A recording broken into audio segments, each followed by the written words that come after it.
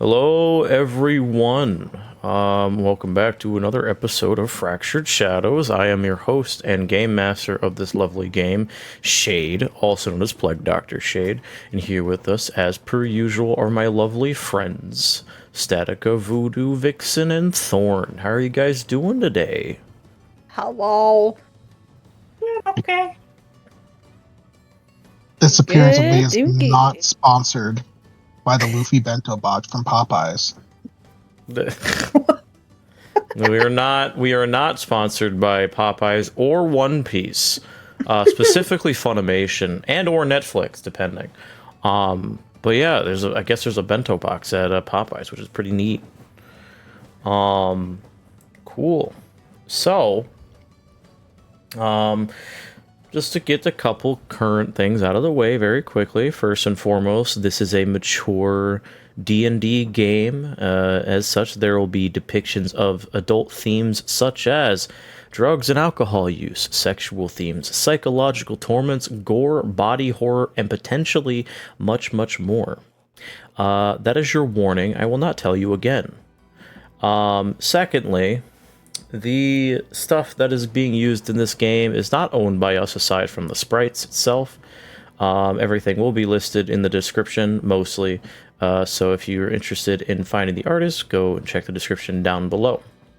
And that's pretty much it. If you guys really enjoy this type of stuff, please be sure to leave a like, comment, subscribe, and ring that bell notification so you never ever miss an upload. And that's actually it this time. So gang, are we ready to get back into this? Hell yeah. Let's fuck shit up. And by fuck shit up, I mean our coin purses. Yeah. I'm gonna be poor in a fucking minute. Hell yeah. Alright. Just So like in real life. hey man, we don't gotta art imitates life, as they say. I'm so immersed. Last we left off, our intrepid adventuring band had a very pleasing evening at the Tipsy Tinker within the town of Bright Willow Haven. And this is due to, of course, them dealing with a band of ex-adventure mercenaries that have been causing a bit of a tiffy within the Tinker, causing major problems and driving away customers. Within this evening, several people came in to congratulate them, notably a purple tiefling that had an interest in Leonin, a hunter that had an interest in Murkon, and a farmer that had an interest in Akuji, while Raylig drunk himself to a stupor. The tiefling that had an interest in Leonin introduced herself as Lilith Bright Willow on the next morning, while the woman who was the farmer introduced herself as Jezerine to Akuji.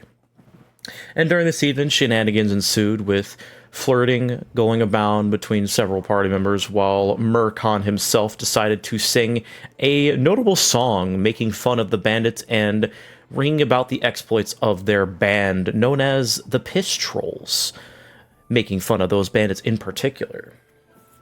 But as the night went on and certain people went to go get frisky with one another, Akuji learned that Jezerine is not only a farmer of Bright Willow, but a survivor of a demon cult incursion that happened in Bright Willow Haven many years ago, for the current mayor was able to officially settle himself down in his office. And she made mention of hearing things deep into the deepest hours of the night within the forest that don't sound completely human or animalistic, though she herself has not gone to investigate out of fear of what might linger. And regardless of this information, there was some other talking between Akuji and Jezerine back and forth about their markings, with Jezerine's being on her back and Akuji specifically relaying some of her own personal stories to where her markings came from. After another very continuation of this conversation, the two themselves also had a very private moment before retiring for the evening. This left Murkon and Raylig to their lonesome, where Murkon, in the midst of regaling some more tales and trying to riz up the huzz, as they say, started to have a very violent coughing fit, to the point where Beatrice noticed and had to step in, pointing him towards the restroom that was on the second floor. And as Murkon proceeded to go up there, he lost consciousness, waking up in the basement of the Tipsy Tinker the following morning with his clothes nearby, and Beatrice going around willy-nilly trying to take care of him, making sure that nothing was run afoul. Unsure of what has happened, she relayed to Murkon that he did not only cough up some blood, but coughed up some odd-looking black ichor that mixed within a vial made the blood a dark crimson, darker than any crimson he has ever laid his eyes upon. Fearing for the Silverbrook hunter's life, she decided to gift him with a specially made concoction that clears out the lungs, gifting him 3 vials and then eventually sending him upstairs, where the rest of the party was gratefully waiting for his appearance. There they were congratulated formally by the 2 people of the Hunter's Charter and the Adventurers League, Sebastian and Rose Dove, where they then were given the task of the bear contract personally, making mention that there was a weapon that was rumored to have been stuck with inside the bear that might have been causing it issue, but not confirmed. Rosedub did say that if they were able to get the bear in a safer location and dispose of the weapon, if there is one, that there might be a potential bonus in it for them. However, if there was none, then the contract's price was already set and in stone for what it would normally be worth. That being said, Sebastian gratefully and happily told the adventurers that they would find their prize of their contract for clearing out the tavern back within the guild hall, waiting for them whenever they returned, them being the choice to go to the grand guild hall to get it being the first thing they did, as they collected their money and immediately went down to the basement of the Adventurers League side to look at their armory, potentially purchase new arms, armaments, and supplies for the incoming mission ahead. And this is where we pick up with, oddly enough, a not as bad smelling Raylig anymore, and rest of the party, where you all see the Qatari clerk, Flan, open the vault and slowly open it.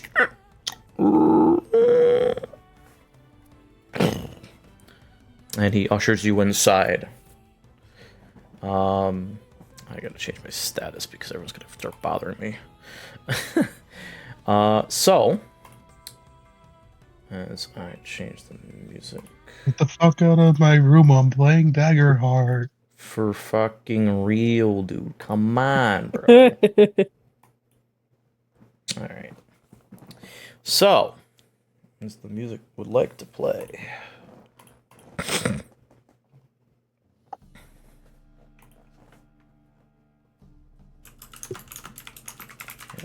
Okay.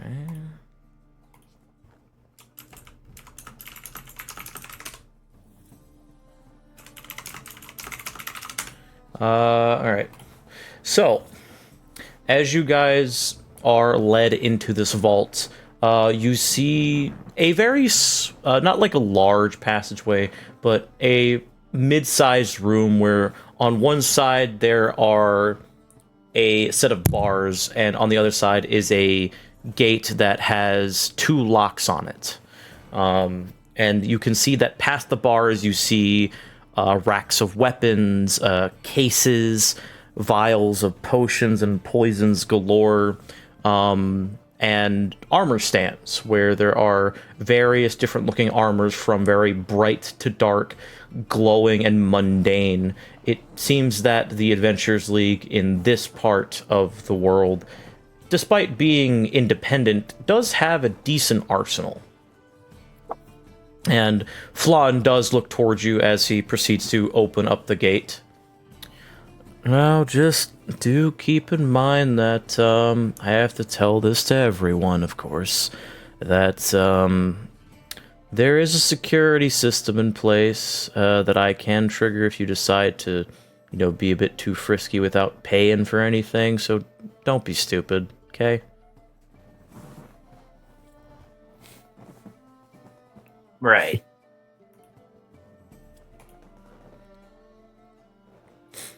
Yeah, well... Looks at Murcon. He is already just eyeing through the score. Not a damn thing was registered upon that being said. He does, as you're eyeing it, he does step in front of you, Murcon, and look down at you. He's a fairly tall Qatari man, about 7 feet. You did hear me, right, Mr. Murcon? Yes, it's a shop. I know how a shop works. You gotta pay for what you want to get. Obviously. Yes. And the security system for trying anything funny. Yes, I know how the security systems work. I've heard stories, and I'm sure it's no different here than it is anywhere else. I promise you. I've been doing really well. I have no need to do anything as, well, frankly, as stupid as pilfer anything. Besides, I'm sure he kind of just, pulls out from his bag all the coin. That I might be here for just a good moment, regardless. So I might as well make friends with you while we're here, right? Of course, I'm just making sure you understand. I didn't suspect anything, considering you did just go on a job for the League, but I just have to make everyone know, because we did have a couple of people try something, and, well, one of them's missing a leg, the other one's missing an arm, so, just a forewarning, don't be dumb. But anyway, and he'll turn around and take the key ring that is hidden in his vest out as he flips through it. There it is. And then you hear, and then he puts the other key in. And as you see that what looked like a very bright room gets slightly dimmer as a light pulses along the entirety of the bars before it goes and the gate opens by itself. All right, so welcome to the Bright Willow Haven Adventure League Armory. Go and take a look, what you want, and bring it back to me so you get the payment processed and all done with. Oh, and he does snap his finger as he turns around. Rayleigh, because you are a part of the guild, you get 25% off on your purchases.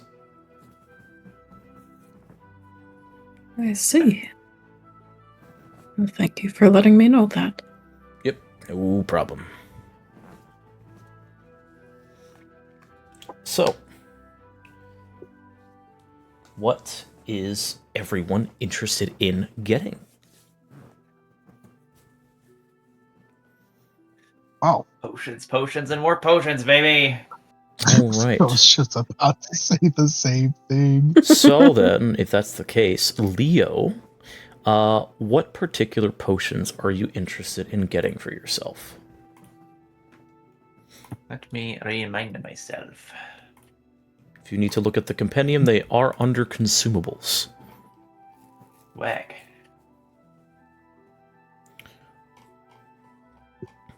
And while you are taking a peek, we'll just quickly swap over to Murcon. Murcon, is there anything that you would like to get specifically from this shop? Specifically, Murcon is going to be eyeing the armor sets that are around. He is very interested in getting something that will either, toughen up his armor that he has already, or maybe something that's a little more specialized. Okay. So are you looking for just an upgrade, or in this case, because we do have them separated by tiers, because this is what I wanted to also do in stream, is that the items in Daggerheart, much like your levels and certain level ups, are separated by tiers. Yes. In this case, this particular guild store has up to tier 3, but the tier 3 items are A, very expensive, and B, not as frequent. You'll see a lot of tier 1 and tier 2 items, which tier 1 is your basic stuff, and tier 2 is slightly above, essentially your uncommon.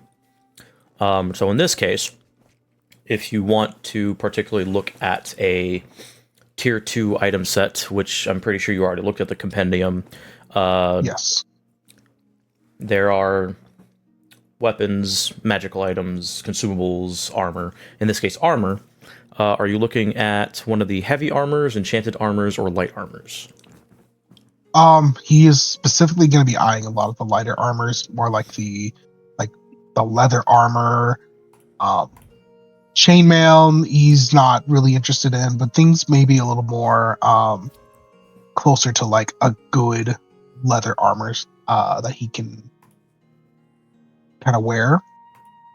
He does have some interest in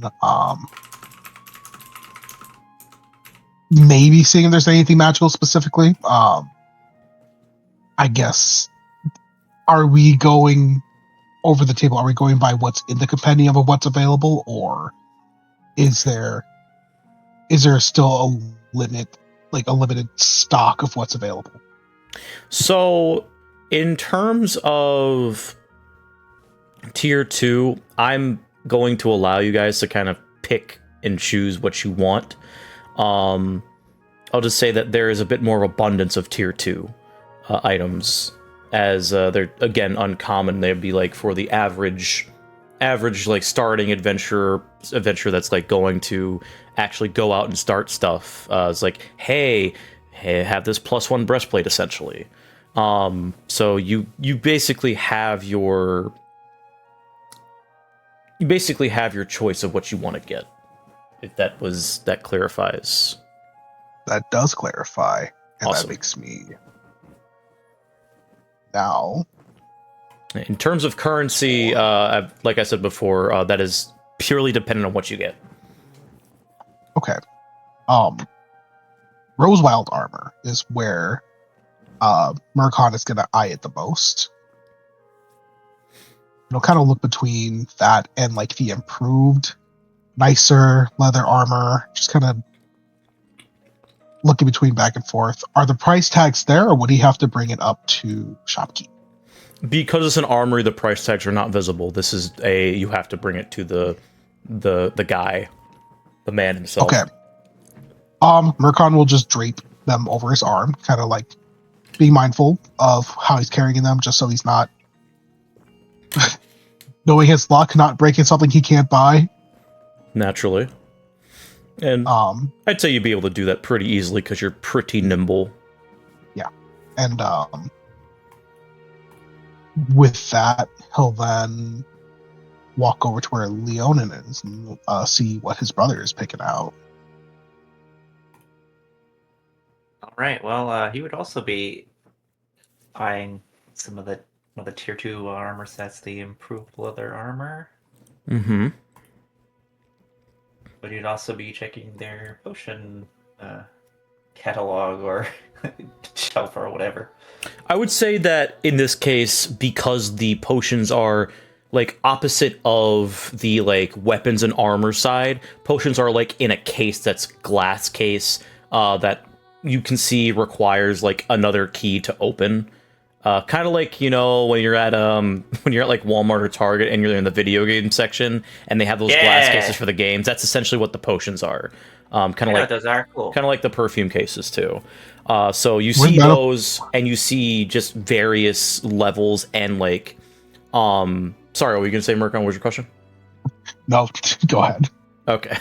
You see, like, they are clearly labeled, like, health potion, potion of this, potion of that. And you see, like, the health potions, specifically are on the top shelf, and they go in variant sizes up to, like, a really big bottle.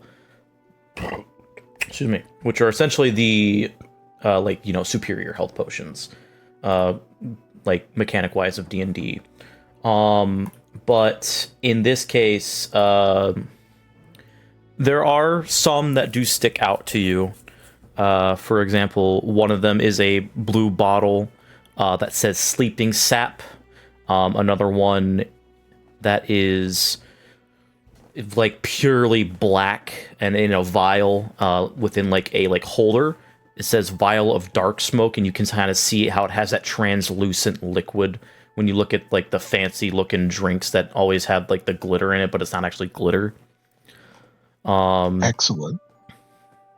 And you see, you even see like a couple of different shards in there, which in this case you can clearly see are crystals that look familiar that you have seen before, and these are mana shards, also known as the mana crystals. The old fantasy oil. Yes. Indeed. Anyway, those smaller, medium-sized potions. Since Leo's a bit of a miser, he doesn't want to go too crazy on the spending. Sure. So a minor and medium health potion. Yeah. Okay, I'll make a note of that. And as you do, look at the potions. Flan, who's been chilling by like the gate, does walk over. So you're interested in getting a couple of potions, huh? Trying to stay on the up and up? Mm-hmm. Which ones are you eyeing? He would like point out the little the healing vials. Okay, so just a couple of go on. Nothing too extravagant. Gotcha. Well, if you're not trying to go on the too extravagant side and try to keep most of your coin within your actual purse, let me get him out for you. And you see him unlock it and slide the glass over as he shows you the vial, which is the minor health potion, which you've had before. This is a minor one, and then he shows you the medium one. Which I'll just have to make. It's not a big deal. And this one is it's a little bit more, but not too terrible. It's a medium health potion, and it's like in an actual round vial. This one here will be about roughly 3 crowns a piece. Pretty easy to make. And this one will be, consider it's a bit more hefty, about 10 crowns. In that case, it would be, for the minor health potion, 3 coins, and for the medium health potion, it will be a handful of coins. All right. Probably hit him with 2 handfuls then. All right. He does take that, and when you give him the 2 handfuls, he does count back your change and gives you 8 coins back. And I will add those to your inventory. Ba-ba-da-bing. 1 second. Bada bang, bada boom.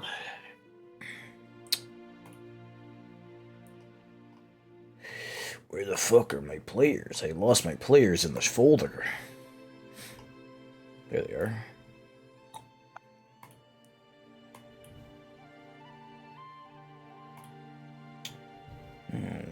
Right.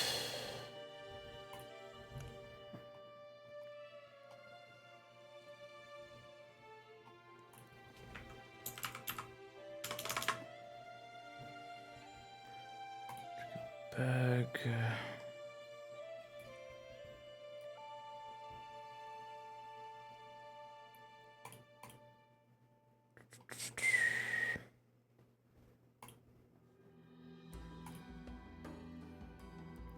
Here we go.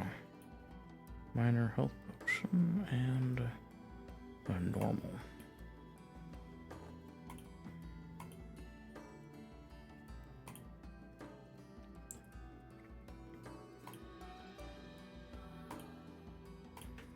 All right. Thank you for that. Anything else I can get for you while you're here? Or while I'm here, rather. I was looking for some improved fit leather armor. We got a What would that couple of one those. make? It depends on the type you're getting. Just normal, like improved leather, like hardened stud rivets and all that, or... Probably just normal. Gotcha. Let me go take a look at the catalog real quick so I can get the rough estimate. And he does walk back over to where he was kind of just chilling out by a nearby desk.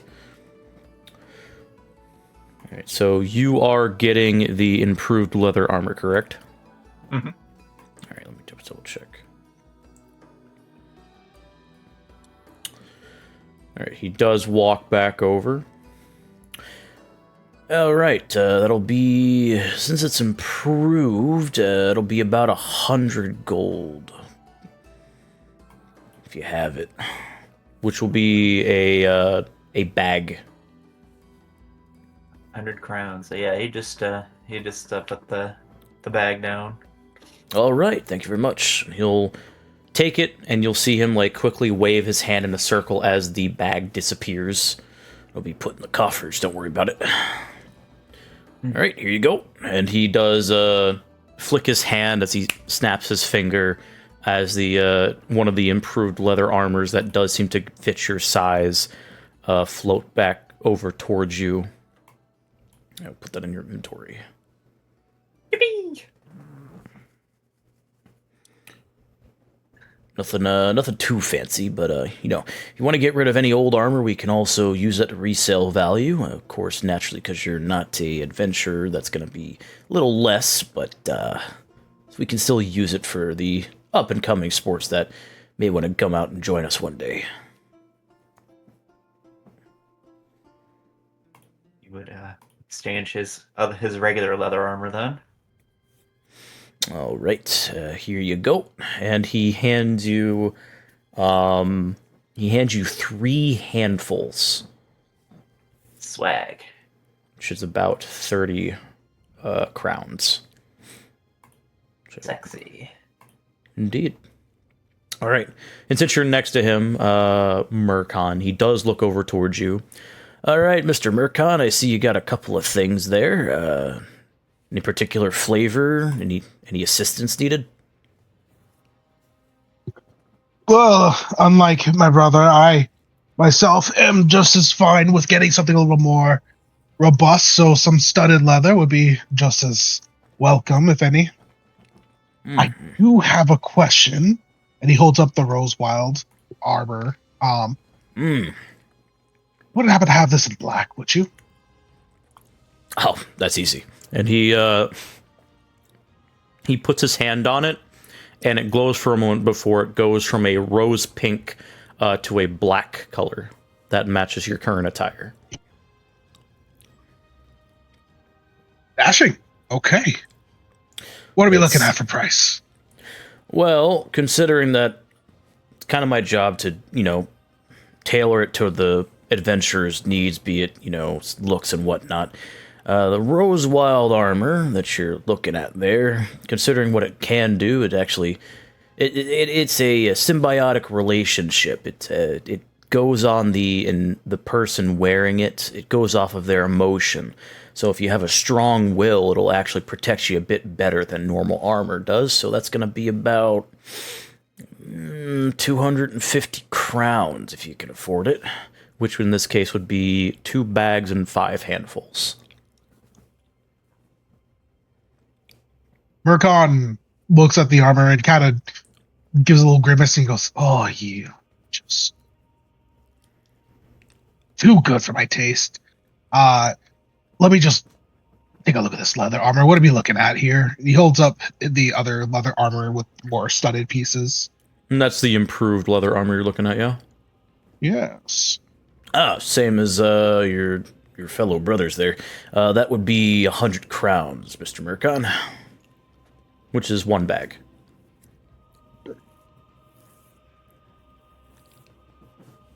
Okay, that's something to consider. How about I peruse some more of the your more perishable items here while I consider it just a little longer. Sure, yeah, sure, by all means. Just call for me if you need me. He does give you a nod before walking back over towards the front. Excuse me. Akuji, have you decided on what you want to get? I think so. Alright. Akuji will look between 2 armors. She'll look between the improved Gambison armor and the rune tan. I can't speak. Floating armor. Mm-hmm. And she will point to the rune tan first and look back at the Qatari. How much is this one? He does stop as you point at it and look at you. Oh, you mean the rune 10? Now let's see here.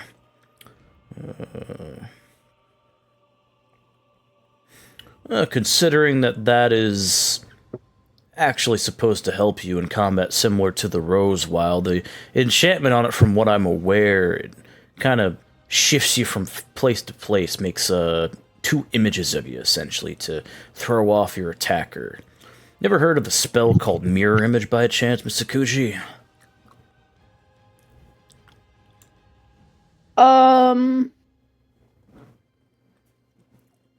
I might have heard a mention of it, but I've never seen it done.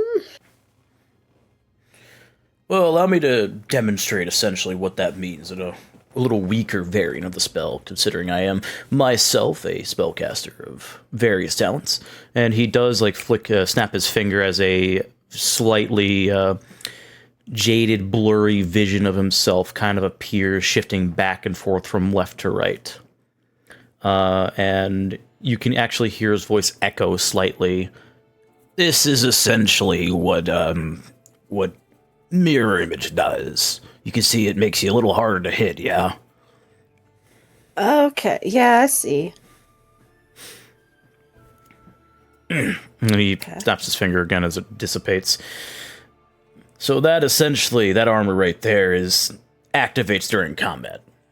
Which would make it a bit more pricey, but if you can afford it, then by all means take it. And how much would it cost me? Well, considering the enchant on it, probably around, let's see, not an adventure. Yeah, that's going to be about 300 crowns there. Which would be 3 bags. Yeah. She will nod and look at him. Perhaps next time. Then she'll kind of point to the improved Gambison armor. I can't speak for the life of me today. I'm sorry. Okay. And point to that one instead. What about this one? Ah, so just a better Gambison, huh? Well, that should be about 80 crowns. It's not the leather, but it still holds up pretty well, I think. That's 8 handfuls. Which, again, you can do a little bit of math to make it so that you can get that, just so you're aware. I'm not good at math, but yeah, okay. She will nod, and she will say, I'll do this one. All right. And if she can, she'll take it. I don't know. I can't remember if it was locked behind anything. It's not. The armors are on, they're on displays. Oh, they're on stands. Yeah. So he takes it off, And he flicks it over towards you. Murkon mentioned that he wanted to have it in a specific style. Lucky enough, I can change it to fit your style. Do you want it to represent what you're currently wearing? You want it hidden? Anything like that? What color is the armor now? Is it still that kind of like brownish kind of it's color? just like a normal gambeson. Okay. She'll shake her head. No, I'm not. I'm okay. I like that kind of brown color. I'm not too picky. All right, fair enough. Some people like the simpler styles and shades. Very well. And he hands it over to you. Go ahead and remove one bag, and I will give you 2 more handfuls. Okay. So then 1 bag and then 2 handfuls. No, Got I will give you 2 handfuls. Oh, okay. Sorry. No worries. All right. Yeah. Will that be everything for you? She'll also look over at the improved hand runes. Assuming these are. So when you do look over to them, they are essentially the same kind of runes that are on your body. However, they just like appear on like the equivalent of mannequin hands, as they do seem to be glowing a bit. Yeah. She'll point to those as well and back at the Qatari. I'm assuming these ones are going to be a little bit expensive as well. As I try to find where the fucking improved hand runes are in the compendium. Let me see. There they are. Let me see here. 3. He does look over to see your hand runes and the runes across your body, and he does like tap his chin. I see that you actually already have some hand runes on you. Tell you what, I can give you these, and keep this between us, because, you know, mages. I can give you those for about half off of what they're supposed to be, which is about 100 crowns, considering that you already have another set of hand runes that are on you. And that way I can just integrate them within your own, like, mana stream, so that it'll be easier for you to use them. Sound good? Yeah, that sounds great. Thank you. I'll do those as well then. Very well. And you see him touch the hand runes as they kind of like slink off of the actual like hand mannequin before they go across his body and then slink across your hands, overlapping your red runes. And you do feel a weird energy pulsate, but they seem to imbibe and like essentially meld with your current runes. As you get improved hand runes. Yay! And then I have to remove 5 handfuls. Yep. You kill. All right, will that be everything? Yes, I think that will do me well. Very well. I will go check on the other guy. And Raylick, what are you particularly looking at? Well, this man loves a sale. So after he was told he has 25% off, he's kind of been flitting around, and he did pick up one of the improved gambeson armors, and then moseyed over to the potions and picked up 2 minor healths and a stamina potion. Literally when my dad sees coupons. Yeah. No. And like, we'll see. Would they have a premium bedroll? Make a instinct check. Right.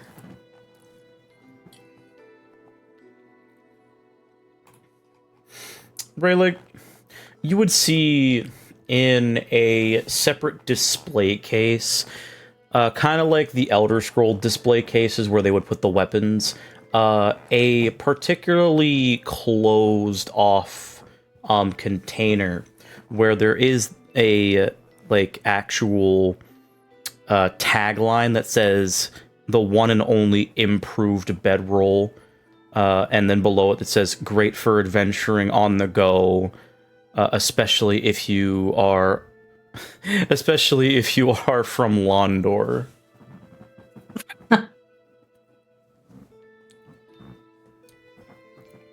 So then I feel like he has his arms full of this stuff, and he's turning towards Flan, and he's like, well, I was interested in these items.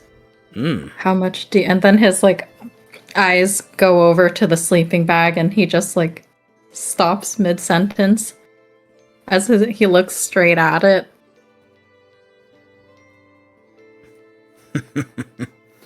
I see that your sleeping arrangements, or the lack thereof, may have caught your eye, friend.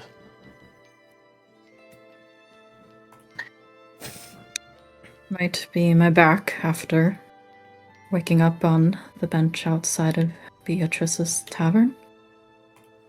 But Indeed. I'm getting up there in age, and such a comfort could be good for me. He does smile at you. Well, how about this? Considering that you have quite a sizable amount of items in your hand, if you go ahead and throw in that... Let's see here. You got your... What did you say? You have an improved Gambison, a minor health potion, and a stamina potion?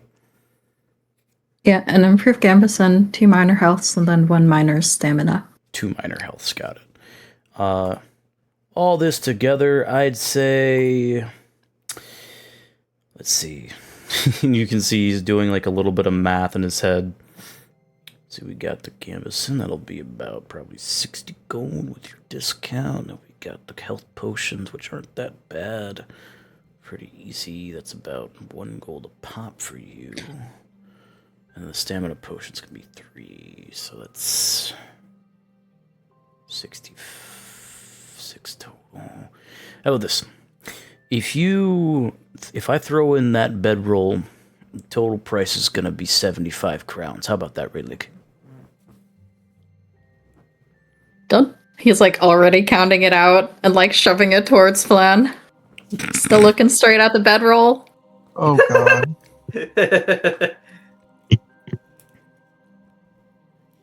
Best boy strikes again.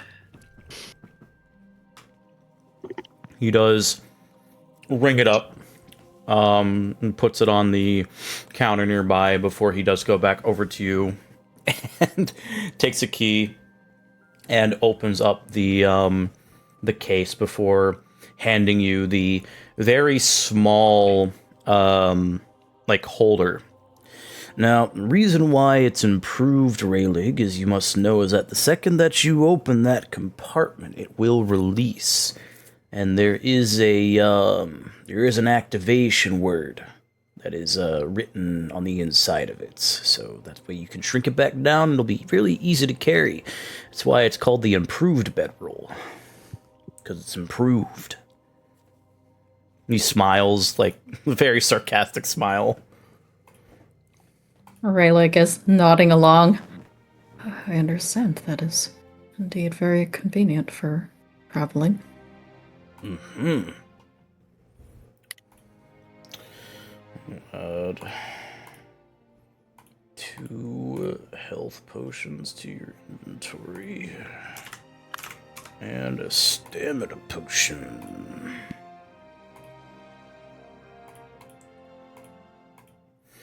Need more games that give you more kinds of potions to use that aren't just health and magic. Need like mana potions. What's up? Ooh. I just realized, did I get my improved Gambison? You did. I put it in your inventory. Oh, I think. Pretty sure. I don't. I don't think so. I think I still just have the regular one. Well, give me a second. Sorry, I don't mean to interrupt. Can't believe this. Right in the middle. It's fine. Don't worry about it. Ah! You Really? monster. Right in front of my goat man? Yeah, come on, man. Alright. Thought I did, but that is my mistake. There you are. Improved Gambison. For a Goofy. And a Thank you. improved leather armor for Leon S. Kennedy.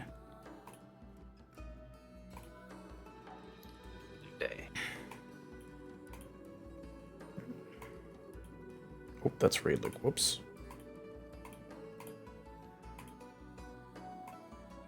No, I did give you improved leather armor. Ugh. You equipped it.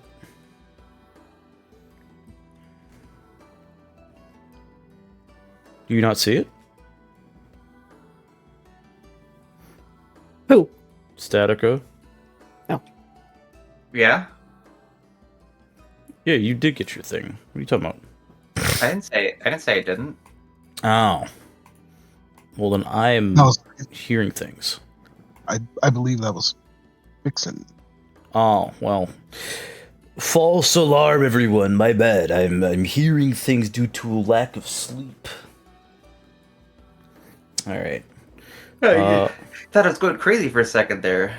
Yeah, I thought I was going crazy for a second there. Crazy. I was That crazy once. Fuck. Yeah, we know. What the fuck, man? It was directed towards Spencer, but you got caught in the crossfire. What the fuck, man? What the fuck, man?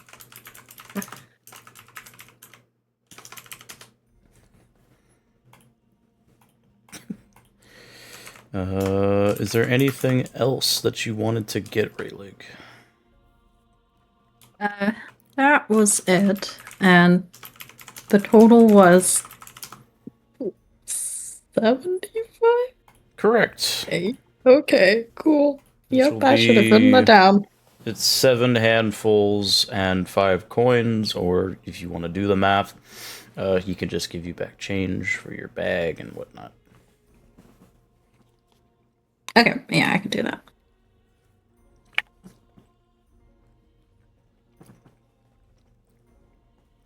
Alright, so you give him a bag, he gives you back 2 handfuls and 2 coins.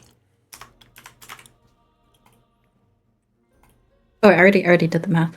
Oh, Wait, redo it then, my bad. Wait a second. Okay, there's supposed to be 8. Yeah, there we go. There we go. Thumbs up.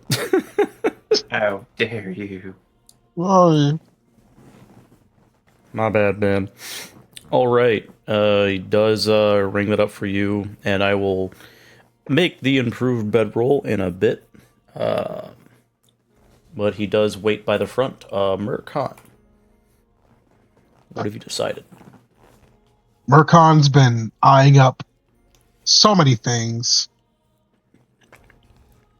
And finally, as Flan makes his way over, he finally clasps his hands together, he rubs them together and goes, okay. Here's what I'm taking. I'm going to take 1 vial of dark smoke. I will get an eye on this. He kind of runs his finger over and kind of taps over at a gem that he sees or would like to see. I'm sorry, not a gem, a book. My brain was looking at something. A book. I'd like to get an eye on this lore keeper. And then 2 minor health potions.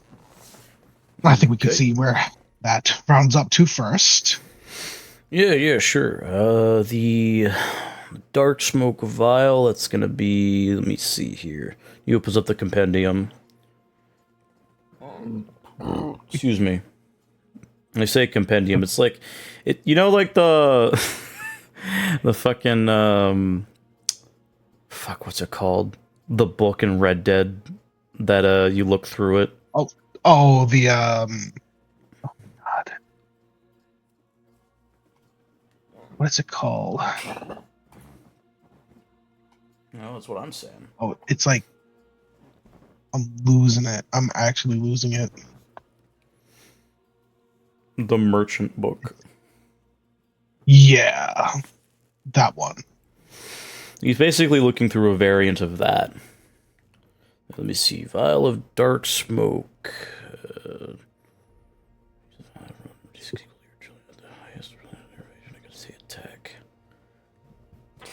Excuse me.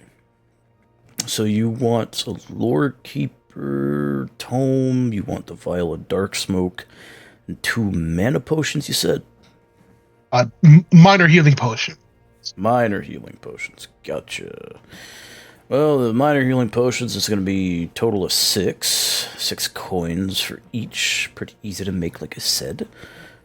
The Vial of Dark Smoke, that's going to be... Oof, that's pretty pricey. That's going to be 100 crowns. 6 quid. See, Mercon like purse lives. Oh. It's the regions to make it are pretty rare, as it requires smoke of a recently fouled demon or elemental of the void, apparently. Probably some cruelties there, but the point is that it's hard to make, and it helps you out quite a bit in combat, so it's pretty pricey. Well, that does. But okay, putting that aside, then You also mentioned the Lore Keeper, correct? let's move on to that. I'm sure that should be fine. It's just simply a book. I can't imagine that's any greater. Yeah, I'm looking for these. These nuts. Oh, okay. Where'd you find that under? Was that under consumables? It's not a consumable. It's a kind of the same area. The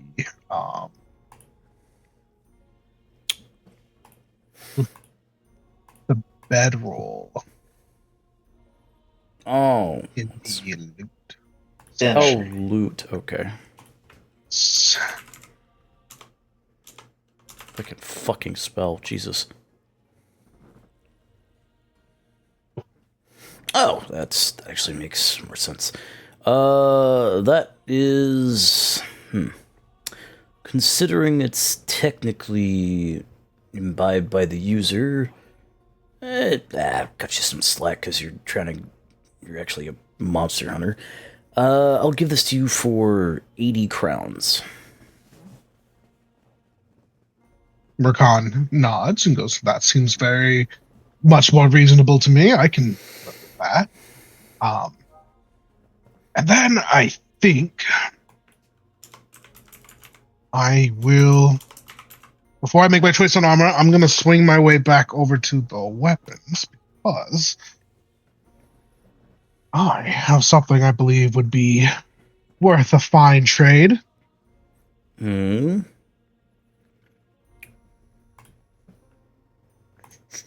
very rustic choice, I would say, for many hunters. Something I keep on me for most of my travels, but I believe it's a good time to part ways with it. And he goes towards his back, and he pulls out his crossbow.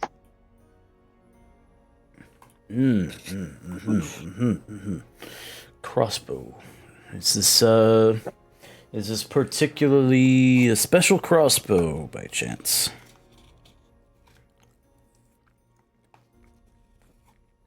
Well, it's one of the most well-seasoned, vintaged, and as you look at it, it is the most beat-up thing you've probably seen. Yeah. Very long time. There are dings, the wood's like warped in many places. you can tell like the strings for the actual like bow of the Those- crossbow is like tied together in multiple knots. It's been through hell. Those engravings give you no tactical advantage whatsoever. Yeah. And the trigger, you can see like as he like holds it up, it wiggles. It's fairly sad in there. I see. And what are you particularly trying to trade for this?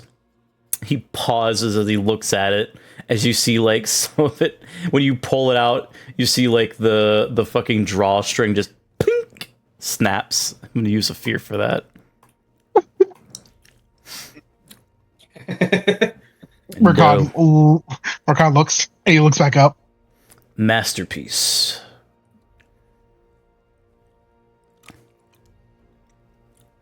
Probably not another crossbow. I see. He makes his way over and kind of eyes over the weaponry just real quick before he kind of points his finger at a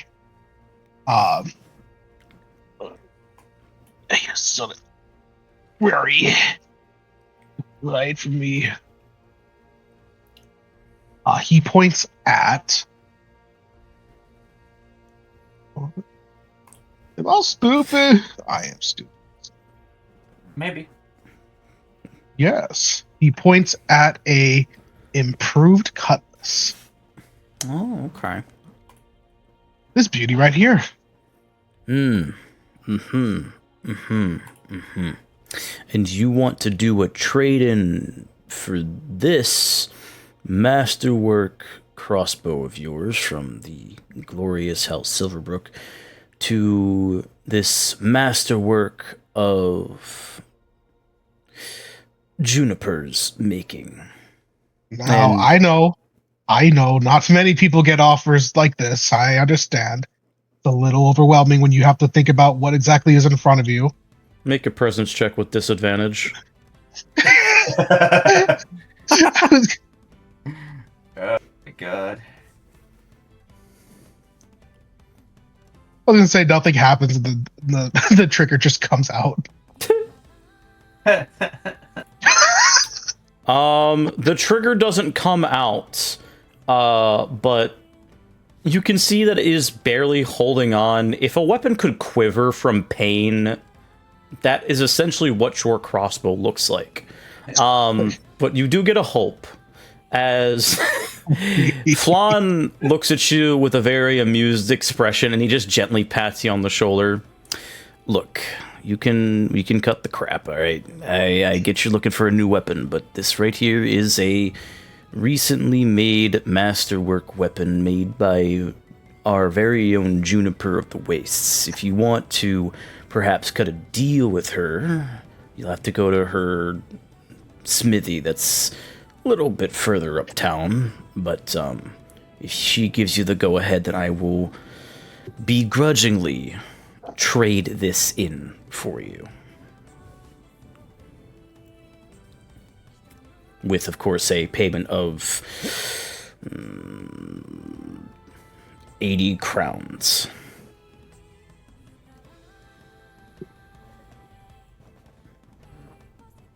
And how much is it without the trade? 200. I also look over here, and he goes over to the tier 1 weapons.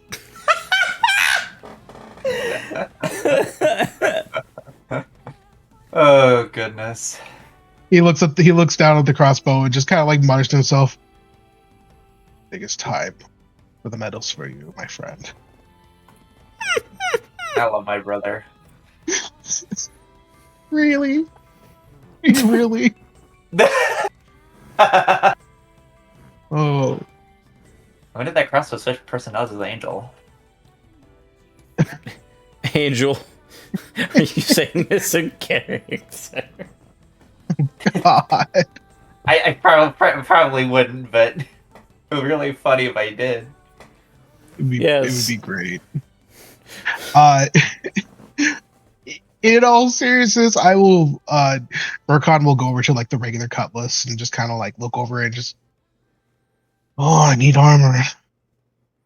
And he'll walk over with just a regular cutlass and just like, all right, how much for this? Ah, yes, not a masterwork, but a normal work of our beloved Juniper. That will be about 75 crowns, my friend. Well, it's quite a cut from the other one, so I suppose I'll take it. And he'll start trying to count on his hand. He's lost count. So, you currently bought 2 health potions, which are total of 6. Each. Yeah, total of 6. Total 6. So, and then he bought the Lord Keeper, which I believe was 100. I believe so, but he did cut you with some slack, and I think he also made that 75. Okay. Was 75, and then it was the cutlass, which is also 75.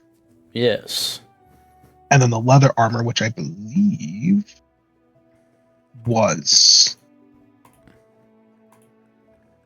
100. The leather armor was 80.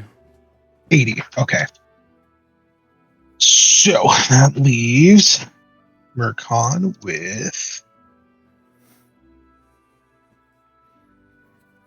30 crowns left. So that would just bring me down to 3 handfuls. All right, and I will add the improved stuff to your inventory. And then I'm guessing I do not update. Hmm? I was saying, do I update the coins or not? Yeah, you can update the coins there. It's your currency. Hey. No, I didn't update for a second. I was like, oh. Cool. Oh. So then,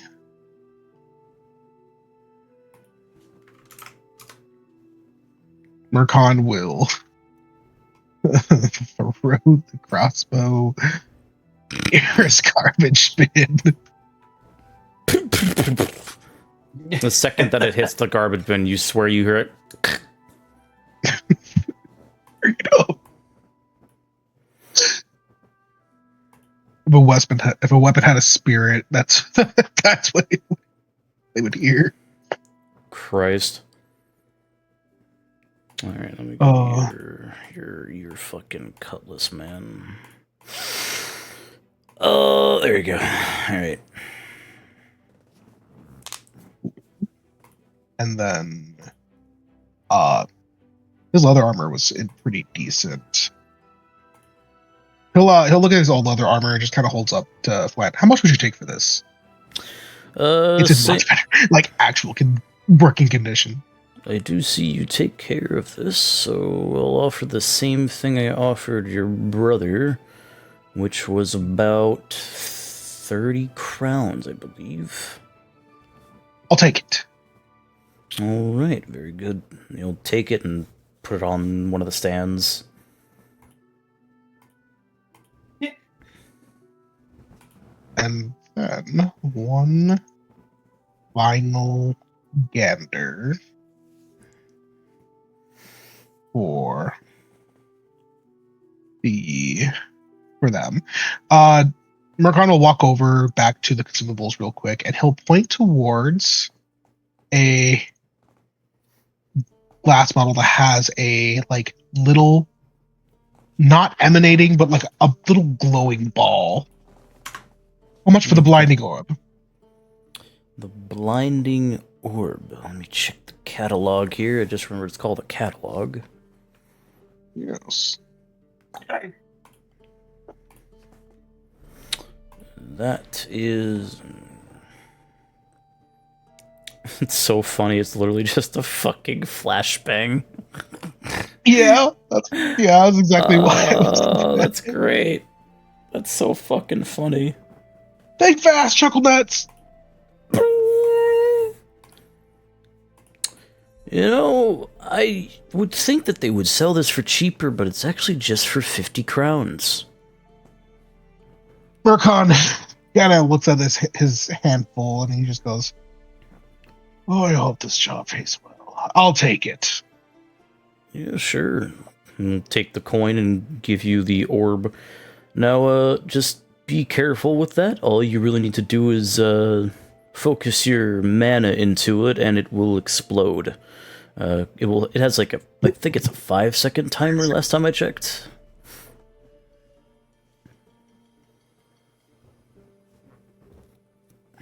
You know those memes where it's like the piano music as everything slows down and something explodes? Plays Nocturne when a fucking bomb drops. Exactly. I just imagine that getting played as like the whole place gets filled with blinding light. Oh, that's funny. Good shit. Alright, I will add the blinding orb to your inventory. Alright. As Flan divvies up the gold, and with every time he takes a piece of your money, it suddenly disappears, with him reassuring you that it has entered the guild's treasury for safety purposes, which he is not allowed to disclose. But with you all changing into your armor, with your upgrades given, and your consumables taken, is there anything else anyone would like to get from here while they are still here?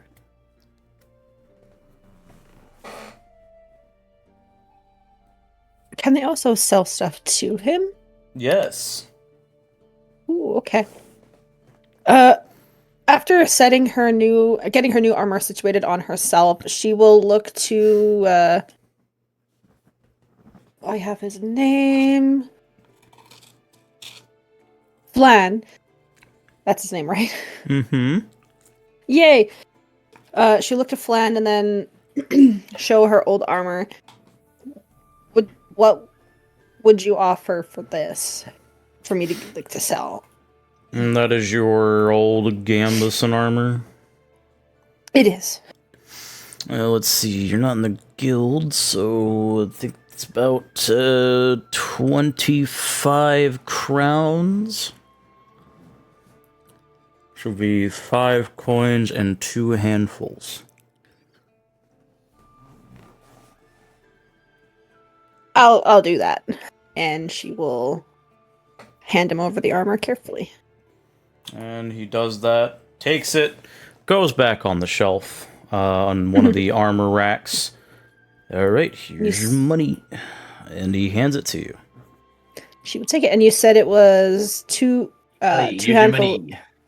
2 coins, or no, 5 coins and 2 handfuls. 5 coins, 2 handfuls, okay. Tanky. Alright.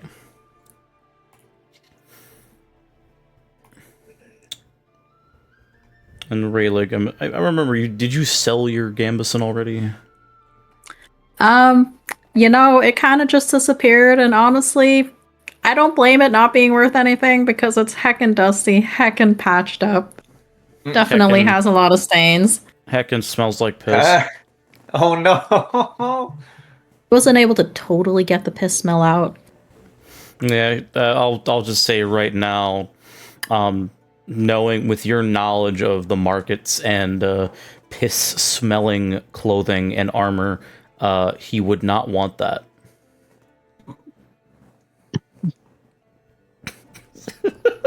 He's just making a note to toss it in the first bin that they find. All right. Did you want anything else, Rayleigh? I guess hearing him talk to Merkon about how they work with the local smithy, he would look around and say, I don't suppose you have anything from Beatrice here? Beatrice makes it very clear that she likes to sell her own stock out of her own, store. So if you want to buy something from Beatrice specifically that isn't a basic health potion, you'll have to go to her directly. Very well, then. I'll just give a nod. All right. Well, if you guys are all done, we just close up shop here, and you guys can be on your way.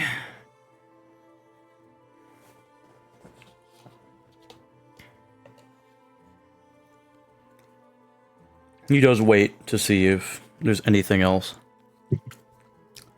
Murkon is, sheathing his new cutlass, his old short sword, and he'll, kind of admire himself in his new duds, as the new generation of kids do not say. And he will turn back to the group and, all right, I think I'm ready to go. How about you all?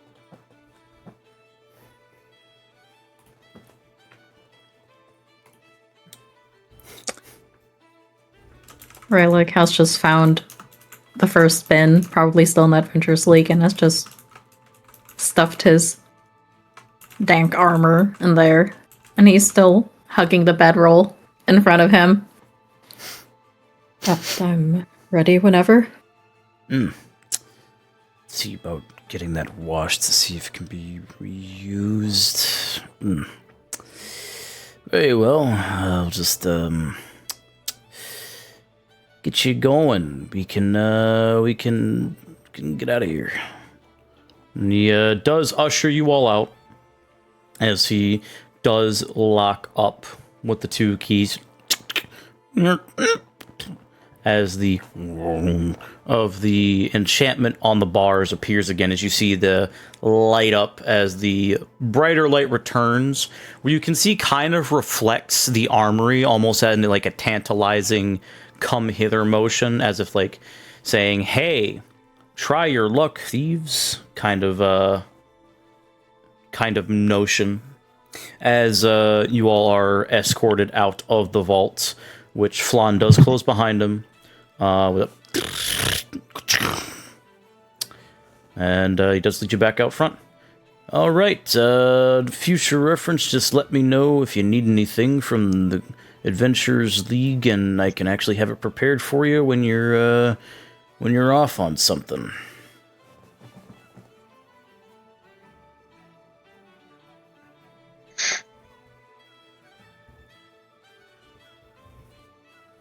Murkon does give him a wave with a thank you for that.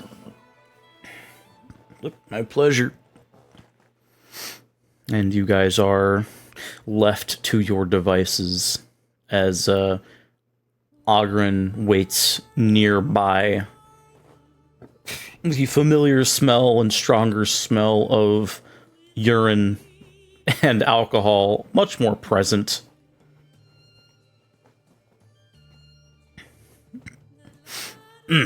Oh, look at you guys looking all fancy.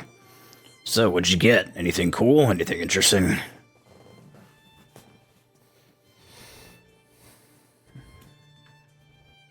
A better question is, how the hell do you smell more like piss than you did 5 minutes ago? Well, Where did you go? I decided to make sure the hangover went away and got a little more drinking in me, and apparently it, well, let's just say don't go in the bathroom for a couple minutes till that shit cleans itself. A little bit of mistake there and slipped on some wet floors. Not a good time. He does look a little annoyed.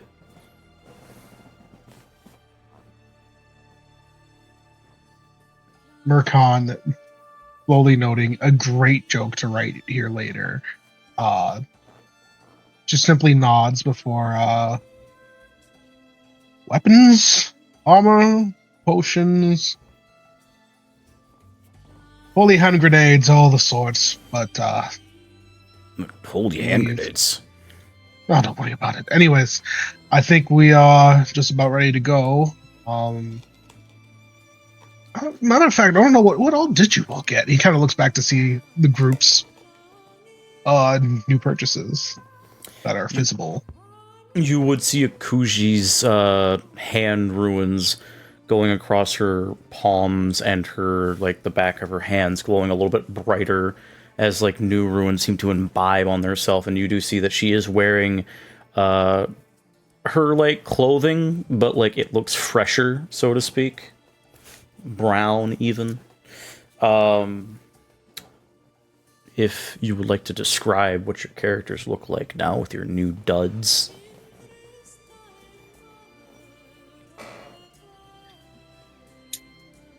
Okay. Welcome back. Welcome back. Rayleig's armor doesn't have a bunch of patches anymore. And he's still hugging that bedroll in front of him. It's like a Takimakura to him. Oh, Oh my god. his waifu. Oh, Oh God. god. Oh no. It's the The, body pull of his wife. the Matilda Dakimakura. Oh god. Oh, Oh, please, bro, do not be that degen. I mean, Leo would approve of a Dakimakura of himself if he could get a cut of the profits. Real. That's crazy, though. oh Jesus Christ. That's all I'm gonna see now. Man. Alright. Anyhow, who's next? Half the Oh. bedroll dyed her favorite color. He That's- forgot to ask for his armor to be dyed, so it's still brown, but the bedroll is like a deep purple. Hell yeah.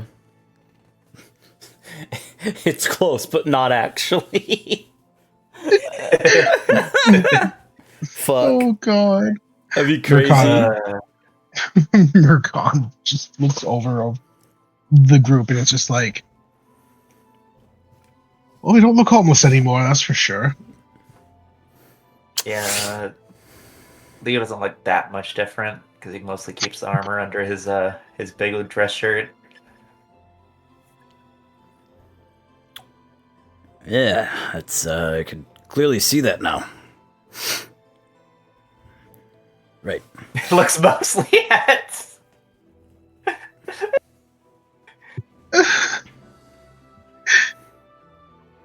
Stares at Rayleigh. Sees he's not as patchy. Yeah, I guess you could say that. Yeah, that's exactly what I just did. Anyway, so what's the plan now?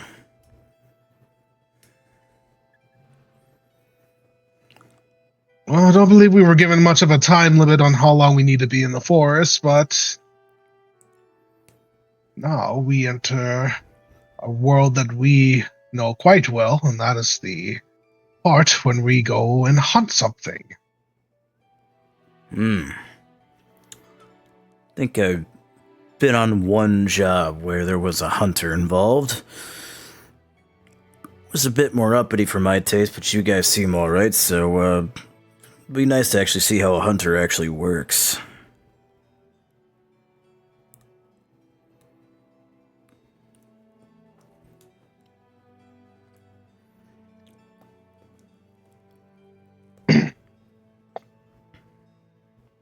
Well, as we been on our travels, I've learned that my brother has the nose and I have the eyes. So I suppose I'll take lead on this until we find something that, well, gives us any If don't signs fail you. of. What's up? If your eyes don't fail you. And when has that ever been the case? Whoa. Yeah, I'm not gonna comment.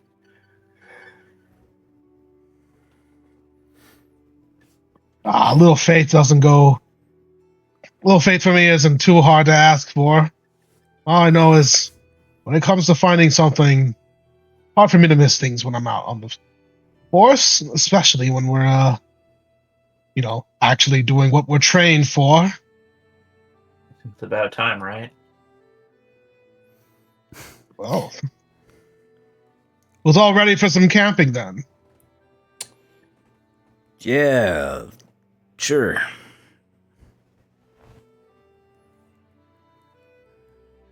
Or that over stuffy ends. That's right. No more comfort, no more alcohol, no more good. Mushroom risotto is simply us, the woods, and the dangers within it. He is grinning as he looks back to the group. Yeah, no more You know how to sell it, don't you? booze. Rayleig's looking more concerned. Should we pass by Beatrice's before we head out on this venture? No, we gotta save light, so of course we're not.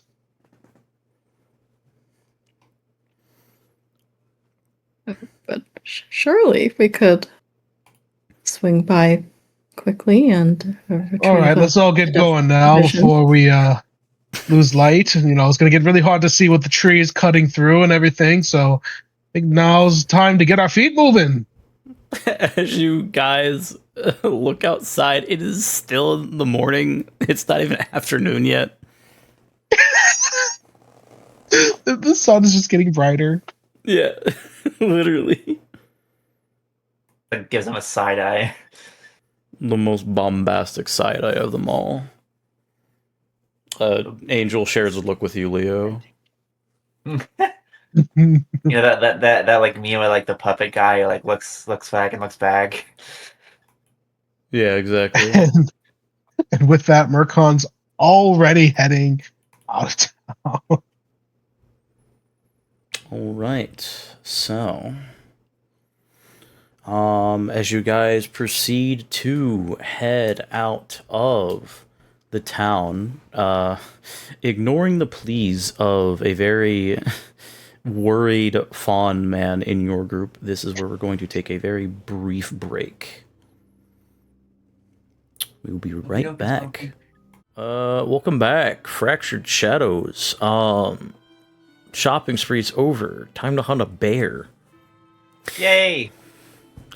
As you all exit the guild hall proper, and you make your way towards the outskirts of the town, you all start to go towards the edge of the woods. And I will change the music for this because it makes more sense. And as you get to the edge of the woods, you all start to see these signs. These keep out, the signs of bear. Some of them even cruelly drawn sketches of said bear attacking a traveler and say, keep out, dangerous ahead, wild animals inside. And of the sorts. And they seem to be plastered all on the outskirts. On the trees and on separate like little posts, along with like a small little like fence that's made of a couple wires that you can step under or over. It's very much a barrier that's clearly on the outskirts of the town proper. There was definitely a attempt made, though. If you would all please roll me I believe I can double check what the fuck it is. Roll me a instinct check for me, please. Yes, sir. Wow, Mercon, well done. Wow! All right, so, Akuji, you can see that the fence itself seems to be made of some sort of barbed wire. However, you don't notice anything specific. Leonin, you notice the same thing, though you know it is very thin. Be sure to give yourself a hope. Rayleigh, you don't want to cross that. Looks dangerous. Really, really bad. Mercon, as you go around, be sure to mark a hope and clear stress if you have one by chance. Not counted to your little thingy. If when you go around to look at the actual border of this fence, you see one particular area where it is perfectly cut, and there are marks in the dirt that appear to be a mixture of footprints as well as hoof prints and draggings of what you can safely assume is a cart. Okay. I have an ability. I'm gonna pop it Okay. here. I'm gonna start using this. All right. All right, cool. Do you have that many questions? How So- many are you spending to use this? I'm going to ask 3. So I'm gonna spend 3 hope. Very well. What are your questions, my friend? My first question is, how many of them were here? As you look at the ground, you can see a couple of set of footprints, though it's kind of hard to make out just how many there are alone by counting. You can count maybe 4 or 5. You count 2 horses, and then based on the drag marks of the wheels, just 1 cart. So maybe a small band. And I will even add to that based on the appearance, that these appear to be old tracks. Sorry. The answers. Every time somebody say, if you say Mark, I hope I keep thinking of the Karen image. Stop. Get. This is not hopium. This is not hopium yet. I will start saying inject hopium if you keep doing that. It's just gonna make Oh, the God. association more. Exactly.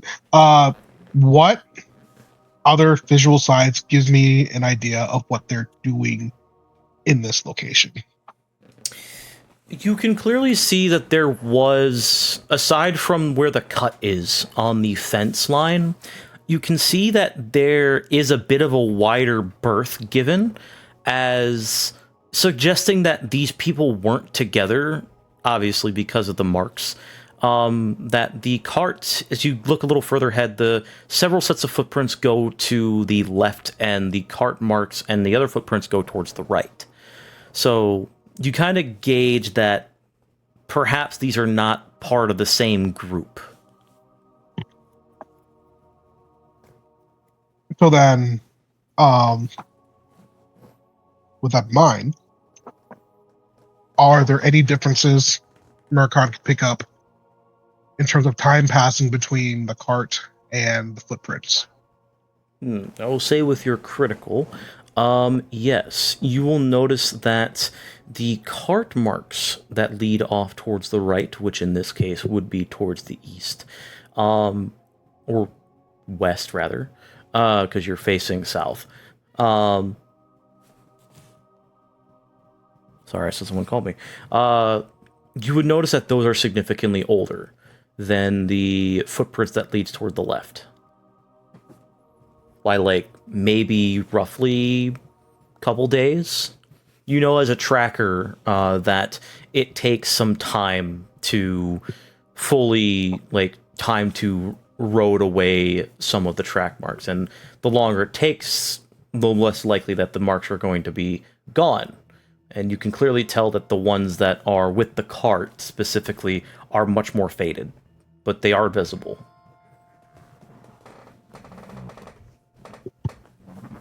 Murkon looks out and exhale through his nose as he stands up. And he crosses his arms. Well, whoever these scouts are that windbag has, they are either one of the shittiest ones I've ever heard of, or I don't think they're giving him as much coverage as he believes they are, because these have been here for a while. And he points along towards the cart track. These do not look to be as much, meaning this gate has been, well, this part of the fencing has been cut for a while.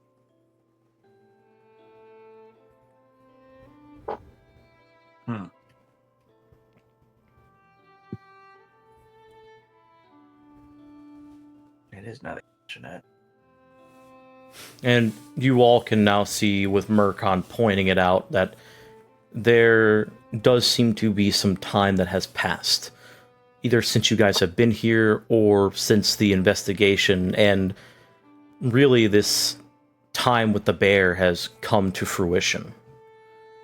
So it's really anyone's guess as to what the correct time span is in this case.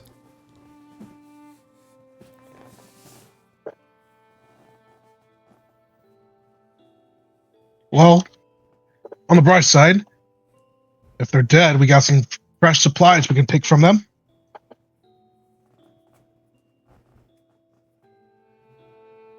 One person's junk, another one's treasure. Who knows? Maybe that you can, if there's still some fresh meat on him, you can feast Akuji.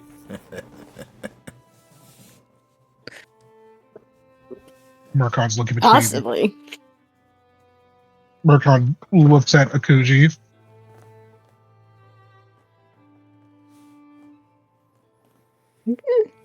Depends. I like things fresh. I don't like things that sit out for a long time.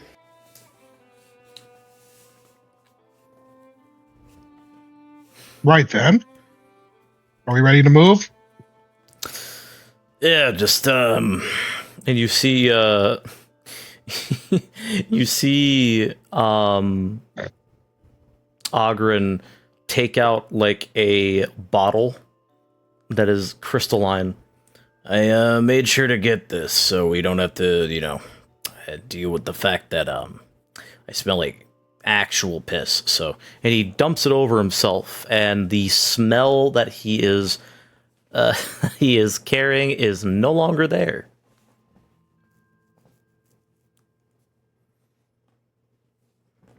Oh, you smell much better now. I'll have time to do that, but sure. Well, I just got it picked up, so it's not like I could do it right then and there. Plus, it's also kind of rude to, you know, do it in the guild hall and make a mess. You do see that the liquid is dripping onto the ground as he is clearly wet.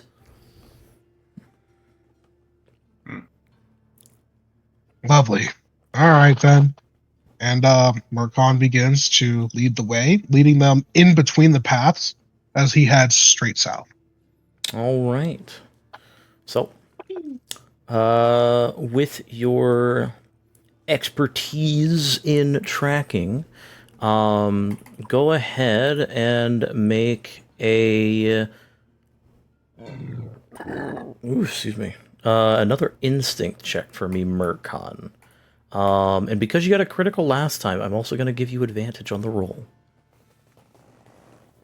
Yay! Excellent. In that case,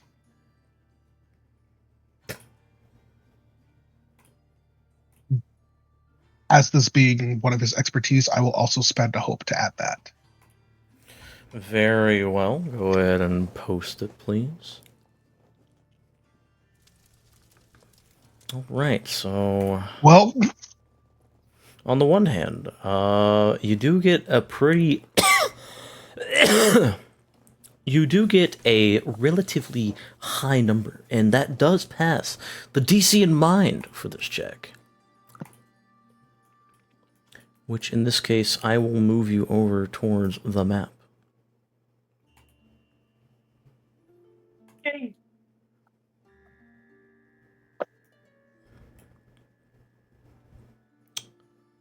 Ooh. So, as you all are brought over towards the woods proper, Murkon, you would start to notice in about this direction that they seem to be diverging pathways that aren't really pathways, they're just, you know, well traveled. You see several different footprints that are both made of animal and humanoid. And then you start to see claw marks that lead towards the south, further south. And as you get closer and closer into the actual woods, you start to hear a distinct shuffling through some of the brush to your left over here.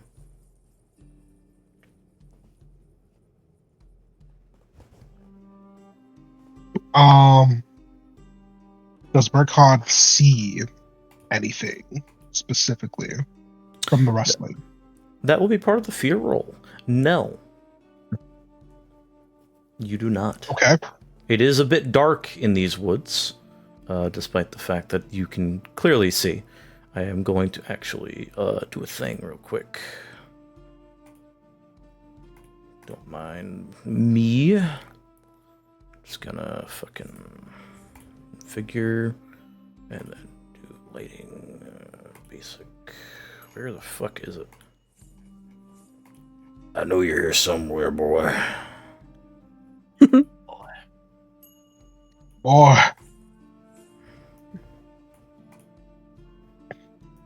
Fucking what now? Okay. So it is a bit darker to the point where you do have your dark vision start to get in there. And as you start walking a bit further in, you do notice one other thing. You lost sight of Ogren. Oh, they got him.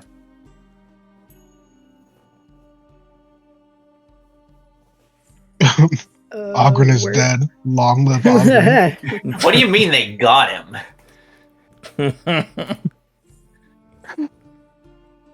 What the fuck are you talking about?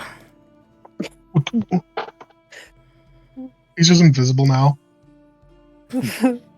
He's just gone. He's dead now. Okay, Mercon's going to carefully make his way into that brush with his hand up, like, motion people to hold their position. I'm assuming you meant this right here, or I did. It's about right here. Okay. Creep.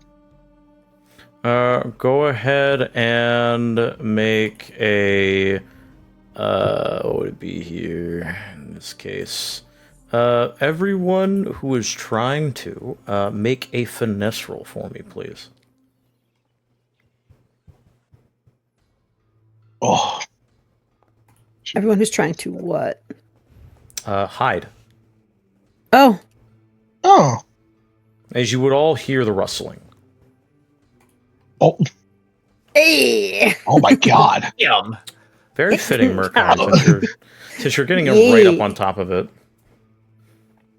Yeah, I guess he's not really trying to hide. He's more so, I don't know why I even roll. He's more so just making his presence known to, like, Another delicious hope. admire it. And as you do get over here, with that 26 instinct roll, you do see a large lumbering form, Mercon. And as you start to get yourself closer to take a closer look at it, you in particular will cut to the other characters. Raylig, you are trying to be quiet as possible. Because of the fact that what you're hunting is in fact a large creature, a bear, no less. So you decide to, in this case, duck under a tree. Which will give you some partial coverage, but not from the things in front of you, just the things from above you. Akuji, you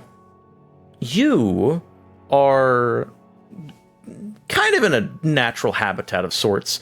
You actually revert to an almost feral sense of stalking, and you get, I would say you get around here to hide perfectly away from any potential threat that might be there. And I will give you the hidden icon. I'm sneaky. Leo, you're simply gonna duck over here behind the bush with Angel, very quickly. More so as on the observation side, you get underneath the brush as Angel quickly follows you. And it's like when you're like watching an animal and you're camouflaged. It's very like makeshift camouflage, but it works well enough, essentially. And I gotta fucking scoot this back over a little bit. Give me 1 second. Bush is layered. It literally does look like he's peeking. Yeah. Yes. But yeah, he's just like Berta is just examining every little plant and animal he comes across. So do give yourself a hope if you have it. Murkon, coming back to you. As you're about to go and observe this lumbering thing, you step on a twig. And that shit echoes through the entirety of the forest. And this lumbering creature stops what it's doing and peeks its head at you.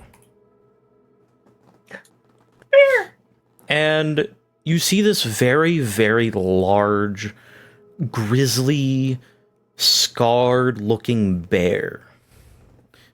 And it looks perpetually pissed off. As I will use your perception from earlier, because it was a critical. You do see deep into the side that is hidden away from you, something sticking out on its, I guess in this case, the token-wise, its left side, so over on this side. As there is some kind of weapon that is embedded in its hide. However, it does rear up on its hind legs and stand very tall. Yes. You're a big boy. Biggie bear boy. As it stares down at you, Murkon. I got a thing for this. Oh, yeah? Well, first I'll need to know if I can see the bear. You all can see the bear. Okay.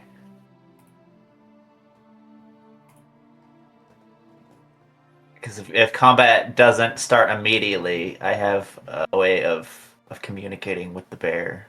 Okay. Murkon, I will give you a thing to react accordingly, and then we'll move to Leo. Because this is your current situation, because you're the one that disturbed it. What do you do? Murkon, with enough, secondhand knowledge of animals, works very quietly. He's backing up only ever so slowly as he just goes, "Oh, bear. Oh, you are a big guy. Okay." And he just kind of goes, "Okay. Your space, not mine." As he does his very best to essentially quell the bear, making him seem as non-threatening yet as non-interested as possible, despite staring at this massive predator. Okay. Go ahead and make a presence check with disadvantage. Leo, what are you going to do? Really going Amazing. to slowly raise from the underbrush. Unstealth myself. Okay. Should put that on you as well. You do step out from the underbrush, and as Murkon is slowly backing up, Murkon, you trip over a branch that is a bit bigger as you step back, and it's a sudden movement as you do, which forces the bear to growl at you. Okay, so yeah, I posted the ability here. Yes. When you want to speak to plants around you, make an instinct roll. On a success, they'll give you information they know. All right. So, Leo, go ahead and make an instinct roll. Alright, also, I think I can use one of my experiences for this, the beastly knowledge. Yes, go ahead and post it, please.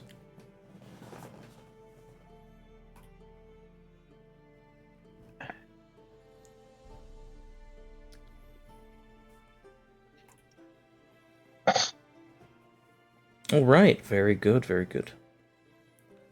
Distinct. But beastly. Mostly. All right, that does succeed, kind of.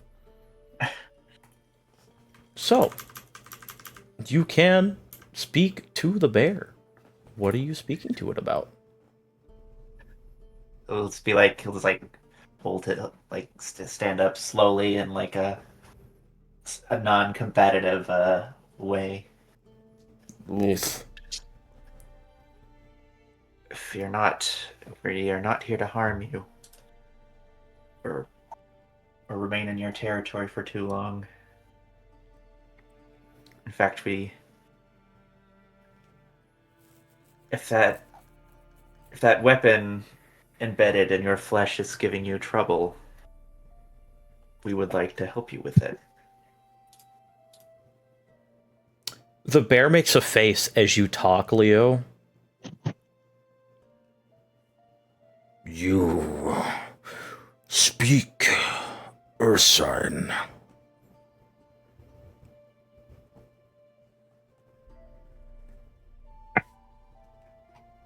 And this is specifically to Leo. No one else can understand this. It's just... I tune myself in the ways of nature as I am able.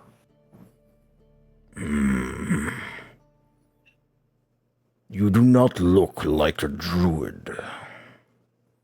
Why are you here, Pale One? Why do you inquire about my battle scar, my injury? It's simply that people from the nearby settlement have given us reports of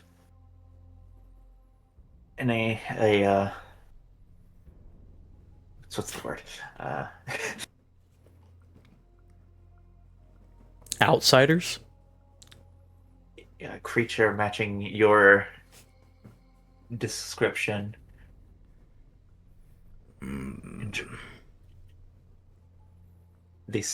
They gave the impression something was disturbing the creature. We only wish to aid you so both of our sides can exist in relative peace. I always exist in my peace, Pale One. But when invaders come into my home and attack me without any resolve aside from pride, consider that peace an insult to what you humans and two-legged ones consider peace. It is a mock to the way of nature, especially in my home. To the rest of you, the bear roars.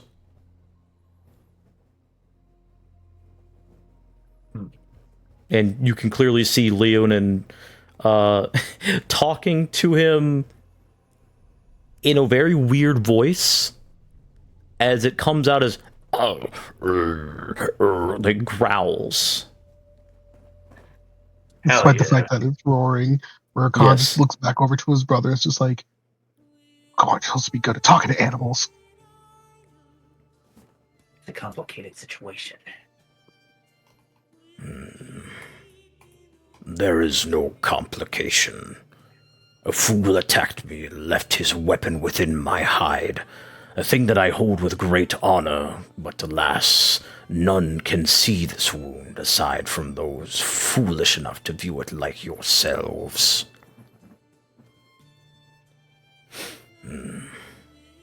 It does cause me great pain, however.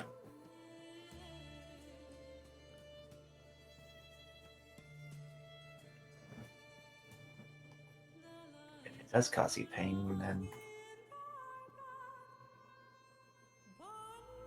Perhaps it would be more suitable for your comfort that it is removed. Still might leave a scar nonetheless. You could see across his body that there are several healed wounds already. Like, this is a very scarred bear.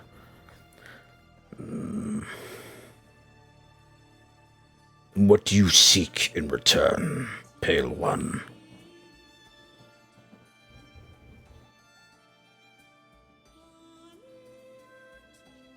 Suppose any information regarding the people who encroached on your territory, did they have any distinguishing features or obvious allegiances? You see the bear look down as it gets off of its hind legs and goes back to 4 as it sits. And it slouches a bit. He big boy, he fat. Fat slouch. Murkon's gonna like slowly sit up as he like eyes over to Leonin's like, am I good? Can I get up and move on? The bear is not paying him any attention anymore. Cool. He like slowly gets back up on his feet and just like backs over to his brother, just like, okay.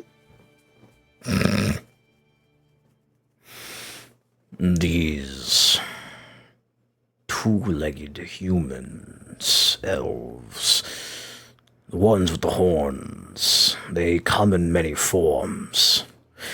But I do not know the distinction, or what you say, factions. I do not know their allegiances.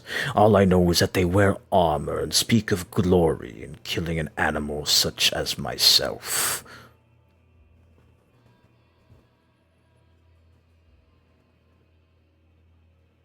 He's just like, thanks, just like, yes, that sounds like Orzel's dickhead adventures. Does he actually say that verbatim? in a more eloquent manner of speech, I suppose. Adventurers. I know this word.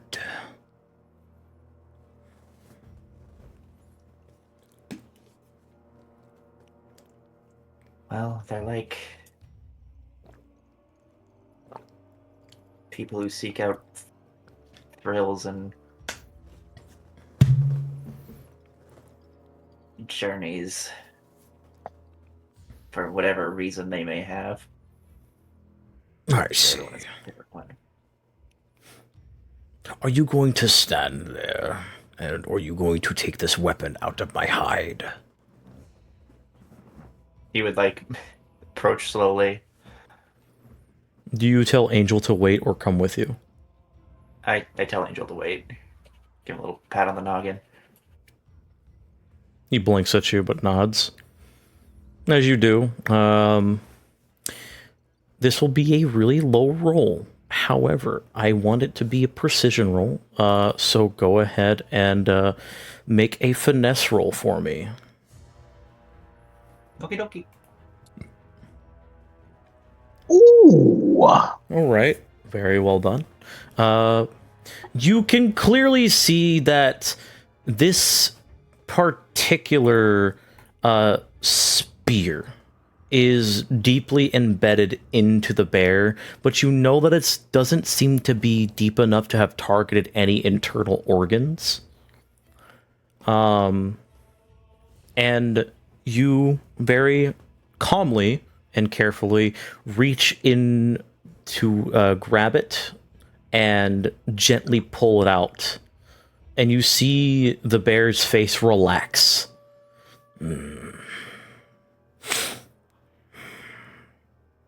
It is a dull pain that is now gone, thanks to you, Pale One. What is your name? I'm known as Leonin. Leonin the Pale, I thank you for this service that you have done unto me. I will grant you a pardon whenever you access these woods, that you will not be harmed by one such as myself. You do me honor. Might I ask, well, do you have a moniker of your own? No. I see. The humans that have survived, that have remained scathed but keep their lives, have given me the moniker of Grizzlehide. But I have no use for such titles and fanciful things. Nature does not care for what you are called, only for what you need to do.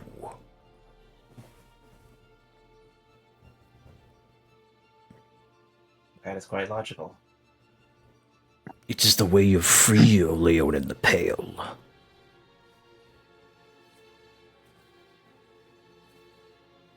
Something my side could stand to learn once in a while. You and many others that trespass into these woods. Is there anything else you wish to know?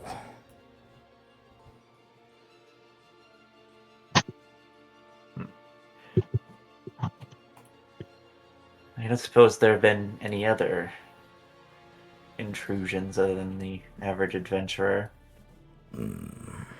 Strange figures, shapes. There are figures, no doubt. Some of them even attack me, but I am able to easily fend them off and defend my home. Regardless, I do not know what these things are. Sometimes they are made of bone, sometimes they are made of the wind. But they do not bother me too much, as they linger on the outskirts of the forest.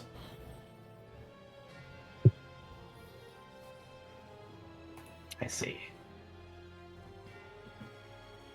Very well. Well, I believe it is high time we left you to your peace then. I will be at more peace now that the pain in my side is gone. But if anyone dares approach my den, pretends to act like they are there for peace and instead go for glory, they will not be shown mercy like I show you and your fellow compatriots, including the fawn that thinks he's hidden over there.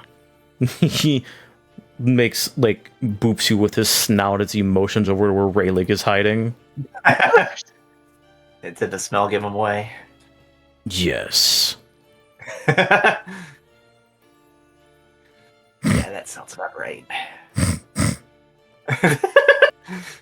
God. Oh, There is another one. Really? Rayleigh, you are not hiding at all. But he does sniff, and he's like, There's another scent that I can smell. A smelly smell that smells quite smelly, but not as smelly as the one that's hidden to the north. I do not see them, and I can't get a good track of their scent, but I know they are there. He would motion Angel to come join him now that the bear seems pacified. Well, there's this one. wow. And, because you are using your beast speech, you finally hear Angel talk, which you've heard him talk before. How would you describe how Angel sounds when you actually talk to him? Let me think. Deep, but kind of soft at the same time. Just a very, very calm. And a little bit soft-spoken. As Angel trots up to you and sits down, he gives the bear a nod. Greetings.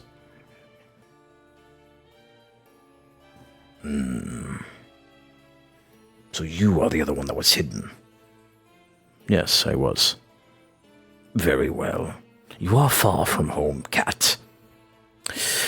So I've been told. I like this one. He boops Leo in the side. A companion. Very well, Leon in the Pale. Do warn future adventurers. And he says this with a little bit of vile, like venom. Do warn your fellow adventurers that if they come trespassing again, that there will be future death. There was only one, and that was the one that struck me with their spear. A last-ditch effort to escape my size. Yeah, we've heard it before. as Angel speaks. Murkon's just like sitting here, just hearing just constant, just he's just kind of like looking over at like Ray like hugging the tree. No idea where Akuji is because he didn't even see her hide, and then like looking over at Leona, he just kind of goes like, just take a couple steps over, get over by his brother, and he goes, so I'm assuming we're in the clear then. We're part one done. He'd turn over to his brother. Yes, I have removed the weapon from his hide, but he's made it clear that he will defend his territory if more adventurers come after him. Which I think is rather reasonable. Looks at you, Murkon. Okay. He leans over to Leona and goes, Hunter's Guild, if there's monsters and so maybe we could help our friend with them. Oh, he kind of looks over and goes, it doesn't really help the Hunter's Guild. They need to work out here. If there's monsters around, maybe they can find some sort of pact. They can let them know we're friends with them or something like that.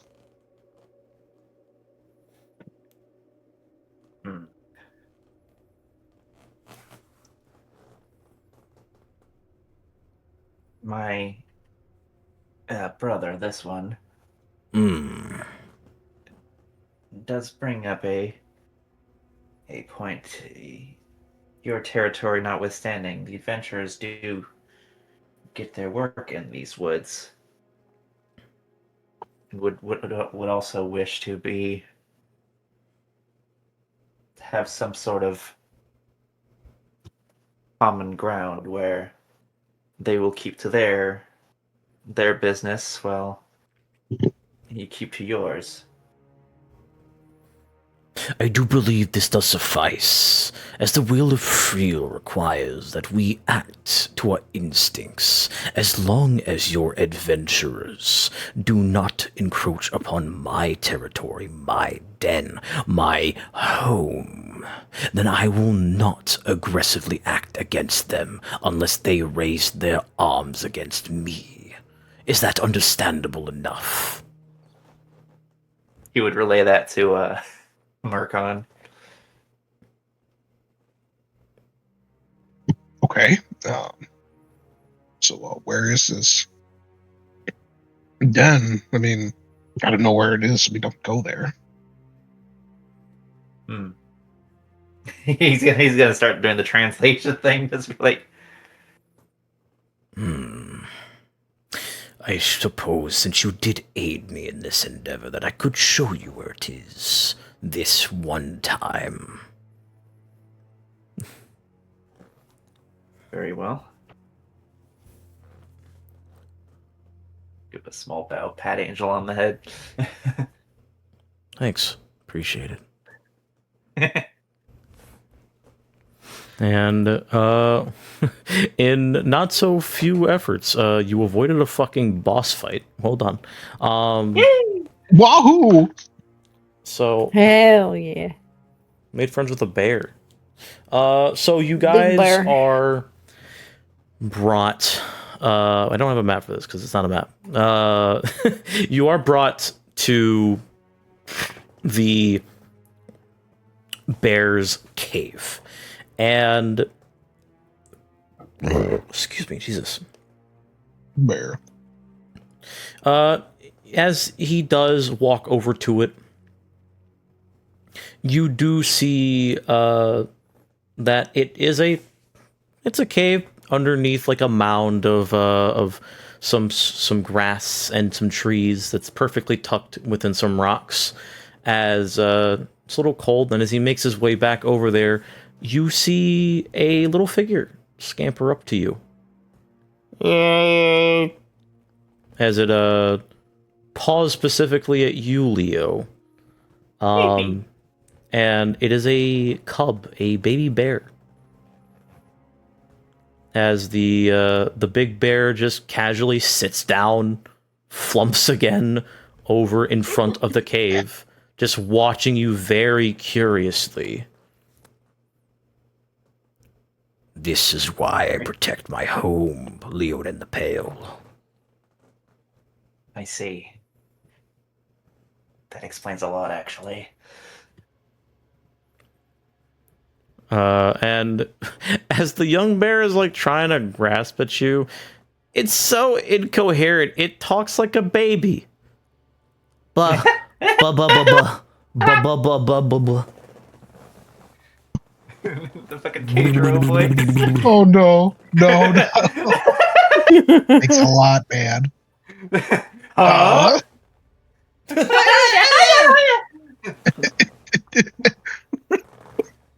Oh my god. He's right. Anyway. You are Gator Word. What'd I say? But no, he is definitely like making the clear sign. This is not a thing that needs to be playing. He is making a very clear sign of uppies, Leo. Oh, He would like give the Papa Bear like a look like, is that okay? He tilts his head at you. Will you deny my son in front of me? not deny my son uppies. He would, yeah, he'd like extend his arms to the young one.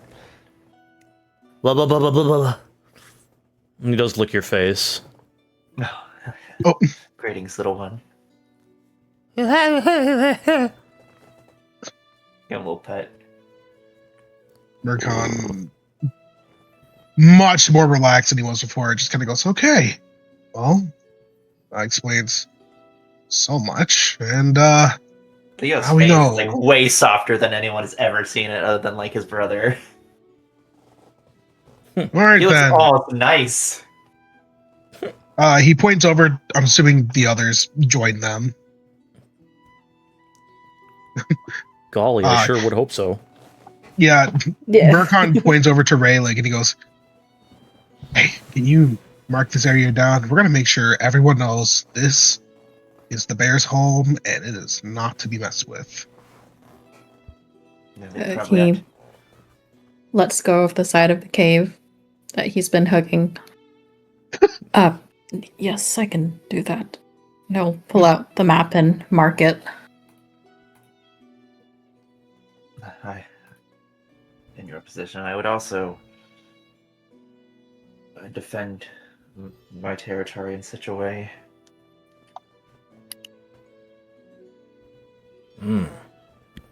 I see. Go ahead and make a instinct roll, everyone, now that you're in a new location. Sweet.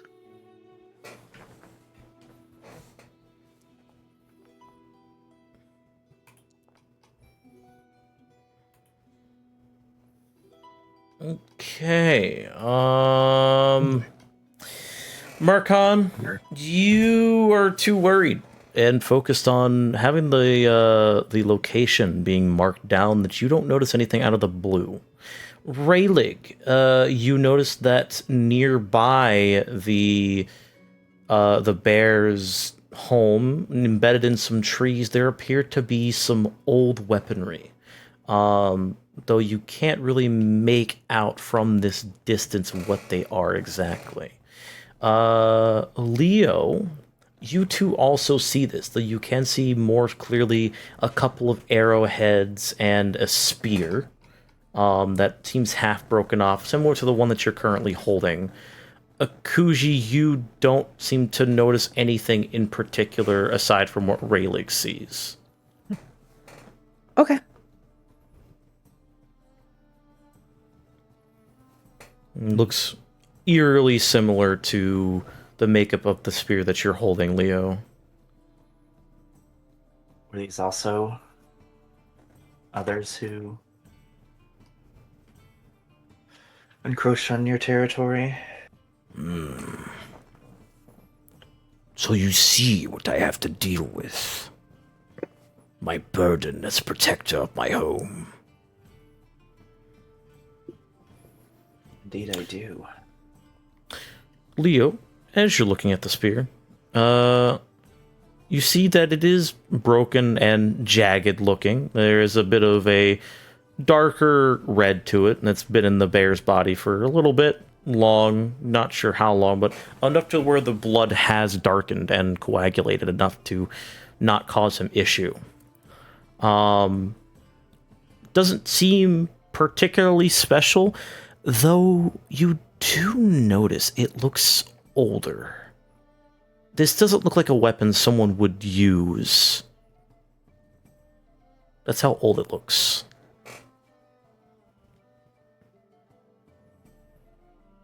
Eek.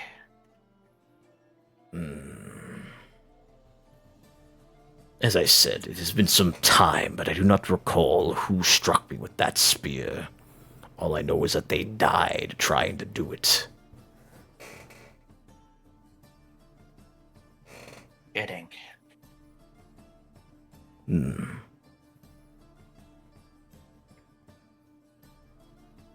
The bear cub does scamper out of your grasp and roll over towards father. And the rest of you just hear.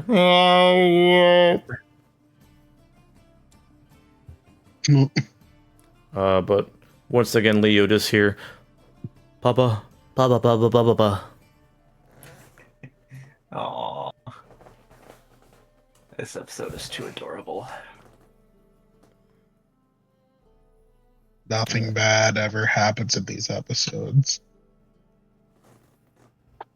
And then suddenly, Leonin dies from a heart attack. Make a new character. Yeah. Leon Kennedy death noise. This is not perfect. There's your trauma.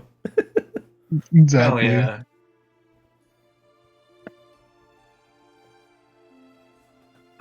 Assuming once Insane. Mercon, Hello.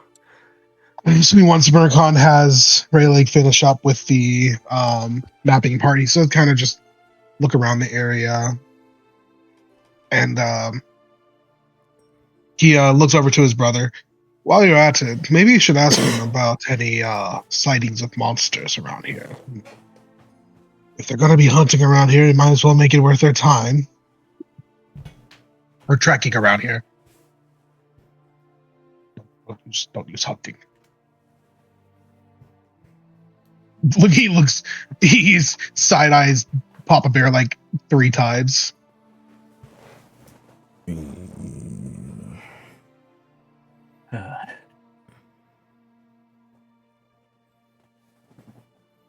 He does look towards you, Leo.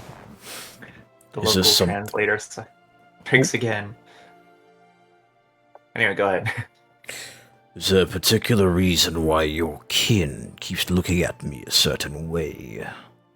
He looks over. Marcon, do you have something to say? Well, if we're gonna let the association, be around here, the last thing they want is to go through all this trouble and not have any work. So if there's anything around these woods that would be, of interest for them, and anything that would keep them away from this spot, that'd be, pretty fruitful if you ask me.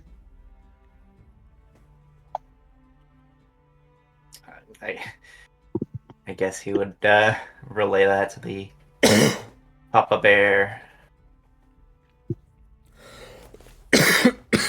Excuse me. Papa Bear does give you a slight nod, Leo. As I have said before, this is my territory. What you see visible to you is mine and mine alone. If anybody comes in this vicinity, they will most likely be attacked, though for your sake I will give them warning.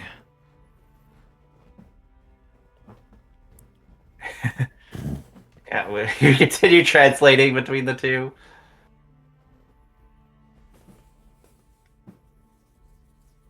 Okay. Mercon's kind of just gonna take. He's just like, I'll take that as he doesn't know. Okay. All right then. Well, got him out. They now know where to not let people go to, and sure they'll be more than understanding that, if they want to keep things going as well as they do, that those are the terms. You kind of shrugs it off. You do remember, It's a little Leo. It's a little thing called occupational hazard. You do recall, Leo, that in that conversation earlier in the other part of the woods when you pulled the spear out, that he did make mention of skeletons on the outskirts of the forest, but not in the forest itself, as he does get rid of them.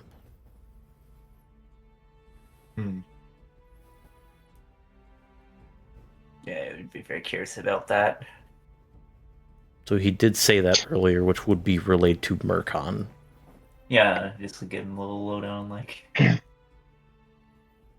Oh, outside the woods, and I think skeleton. that's where the action is. Sure seems like it. Well, nothing wrong with a little trek through before we make our way back. You might as well give them something even better to, make them a little happier as well. Guess that makes sense. Besides, we still have those others we have to go and investigate before we leave this place well alone, don't you think? Yeah, might as well.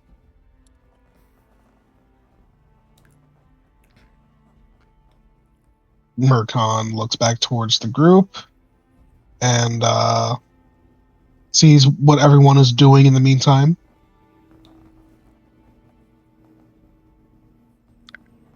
I feel like Rayleigh would want to look at the weapons and see, are those similar to the ones from the town? Like, that they saw in the armory?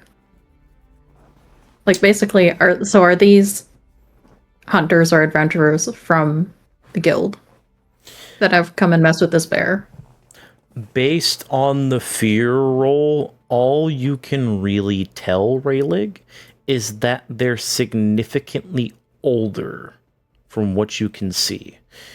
And that it's kind of hard to tell if these used to be adventurer weapons, hunter weapons, or just things that were pilfered from other mercenary companies or blacksmiths. It's definitely worth investigating, and you're not sure yourself as you're not an expert on weaponry, but you do know someone who is. Certain Hell, blacksmith that was mentioned. I guess we have the piece of the spear. Yes, you have the front of the spear. That it's a little broken, but there is still the tip that is kind of intact. Then he won't yoink a weapon, because we already have some. If you're sure. Smiles. Why do you say it like that? I'm just a DM, man. I just say things. Yeah. No, I think he would have just looked at it on their way out. So I don't think he would have been there long enough to pick up something. Very well.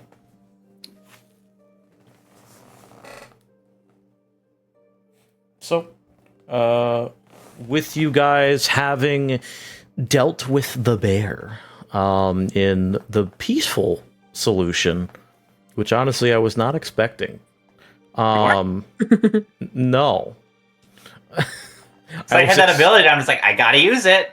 Yeah, well, I was gonna say if you rolled a critical failure, or like a complete failure, the bear was not going to talk to you and probably attack you. Yeah. Because Murkon rolled a pretty low for his check. Oops. So, with that in mind, good job. You do head back out of the forest proper with the new information in tow. Are you heading back to the Grand Guild Hall?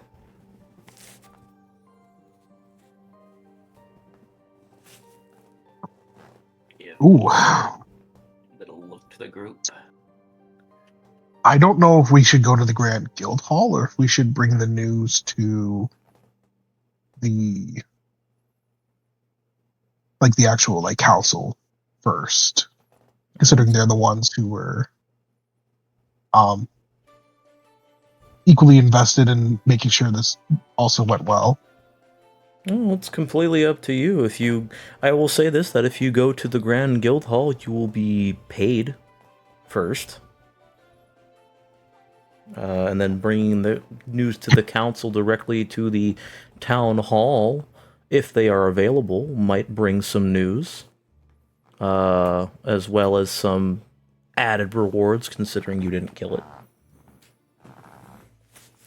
Who knows?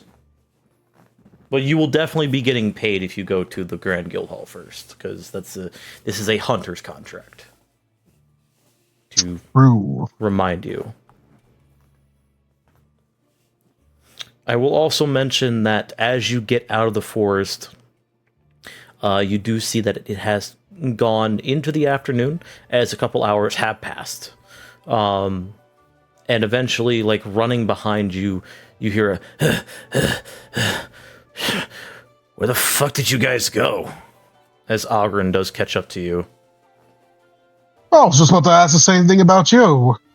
The hell did you go to? Well,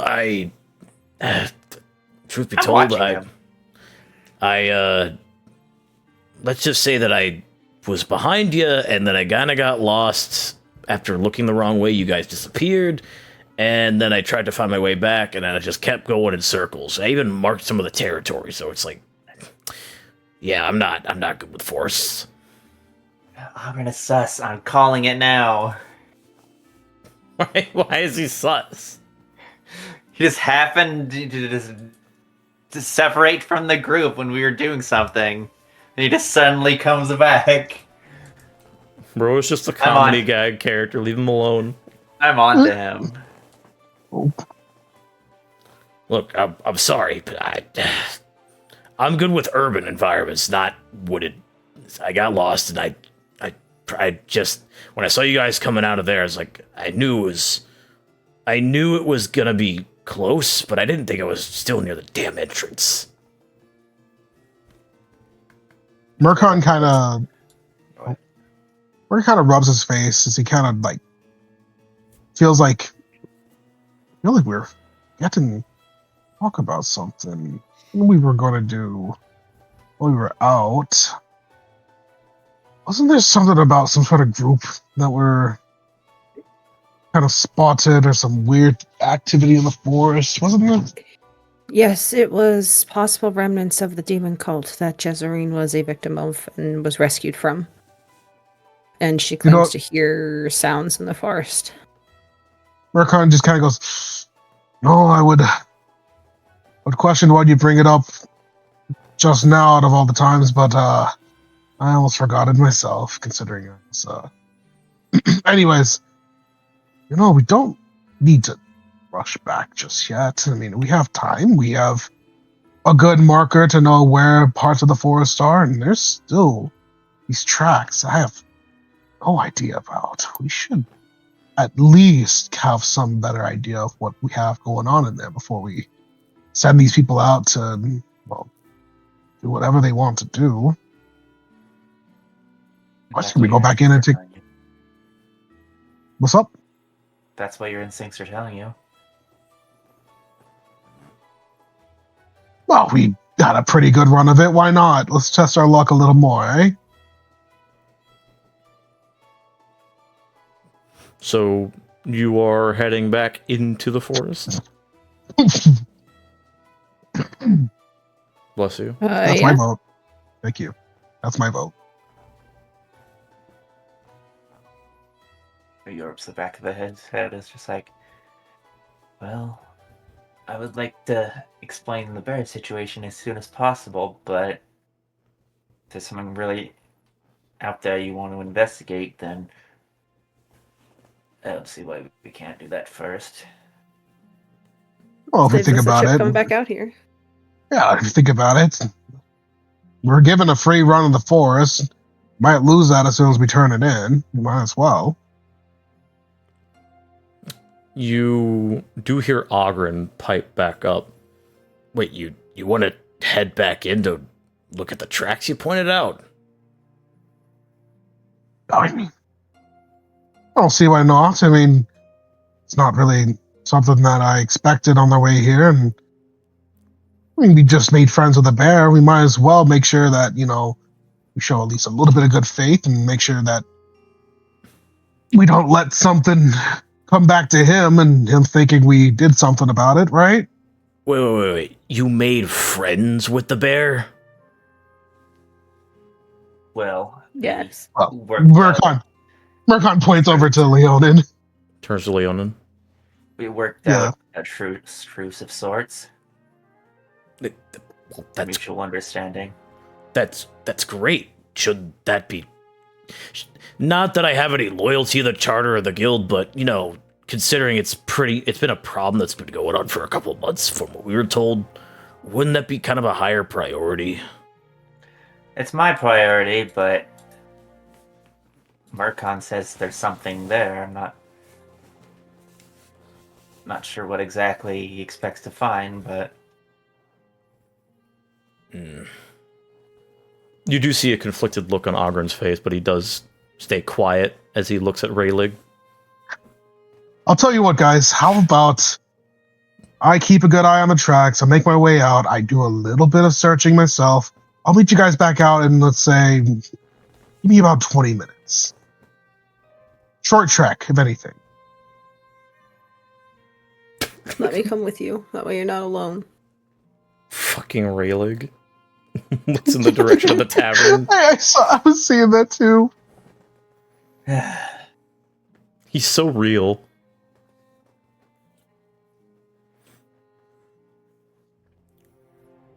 I mean, if you're sure.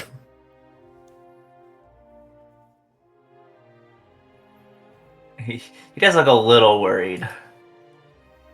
Of course, he's not gonna fucking say it. He's a little Sundari bitch, but... The woods are my friends. I know how to make my way out if I need to. Trust me. Just don't get lost. I guess I'll go. Me and Raylig will go explain the situation. How far is the forest from the town? It's about a mile, like from the entrance to the forest itself and the exit. That like full little trek that you see on the map, that's like roughly a mile or two, mile and a half. So it's like on the edge of the forest, it looks small, but when you get in there, it's a lot more lush and deep than you realize.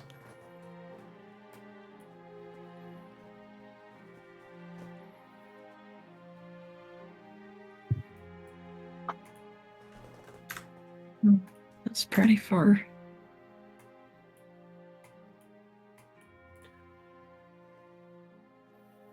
Mercon seems pretty confident. Like he's pretty relaxed. He's not really finding any worry in the situation. He just seems pretty like clear cut about it. Make our way in. See if we find anything special. If we don't, we make our way back out to meet with you guys.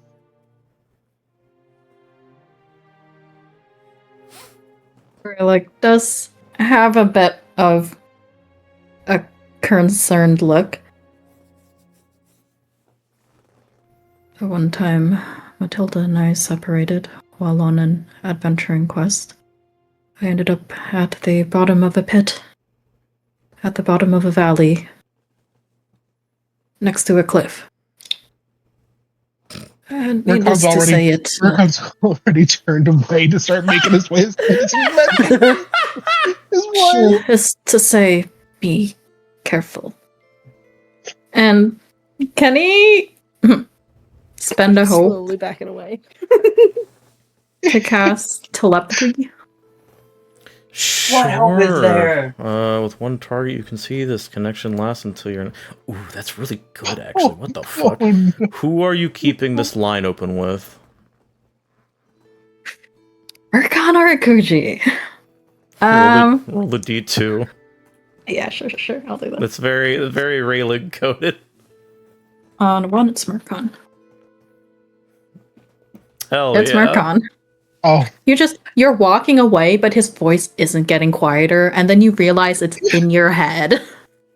Murkon turned around. Hey, get on my head! It took Murkon turns- 2 whole days for Matilda to find Oh my where I God. Oh Yeah. Murkon's like, Oh no. What have you done? Yeah, so Murkon, you hear Raylig's voice in your head, and he just does not stop talking. Oh, Oh, here comes the yapper.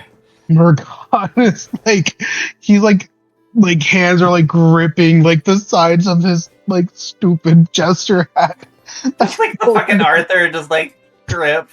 Yeah, he's just like, oh God. Oh, Lord have mercy. If you find any loose gravel, steer clear of the area.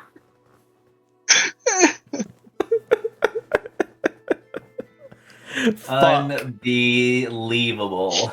Murkon doesn't realize his like telepathy doesn't have doesn't like have a filter. He's like, at this point, I think I'm gonna go find that gravel and slip right head first into it at this point. Raylig, you hear this. He hears Yeah. that so clearly. But Murkon like turns around and gives him like a friendly wave. Like he's like, oh, okay, bye. He just like thinks he like got away with just saying that in his head. But I was just giving him a look of like, why would you do that? I just said it took 2 days to find me. you just hearing this as goodbye, Raylig. It's just like when Raylig hears that, you just see like the negative relation from The Sims. Or Nort. Oh shit. Raylig disliked that. Oh god. Fucking sad SpongeBob. Why would you do Gucci is that? also going into the forest. All right. Very well. So the party splits as Leonin and Raylig, you two, along with Ogren, head back over to the Grand Guild Hall to turn in the quest, while Murkon and Akuji, you guys go back into the forest and you go into look further into these tracks that are in the ground and aged very well. Which one are you following? So screwed. Maybe. Murkon, more intrigued in the people who are going without a cart, starts following the footprints first. Okay. So, you follow the footprints, and it takes a little while. You do seem to be going around in a circle for the better part of about 5 minutes, until you eventually end up, oddly enough, back at a familiar spot with Akuji. Instead of ending up there, you end up, I can move you appropriately, over here. Does screwed. Murkon notice anything about the tracks once they get to essentially an area he recognizes? Yeah. As a matter of fact, you're actually right there. As you stop and notice the area as the tracks where they stopped, you then see a drag trail that goes from here to here.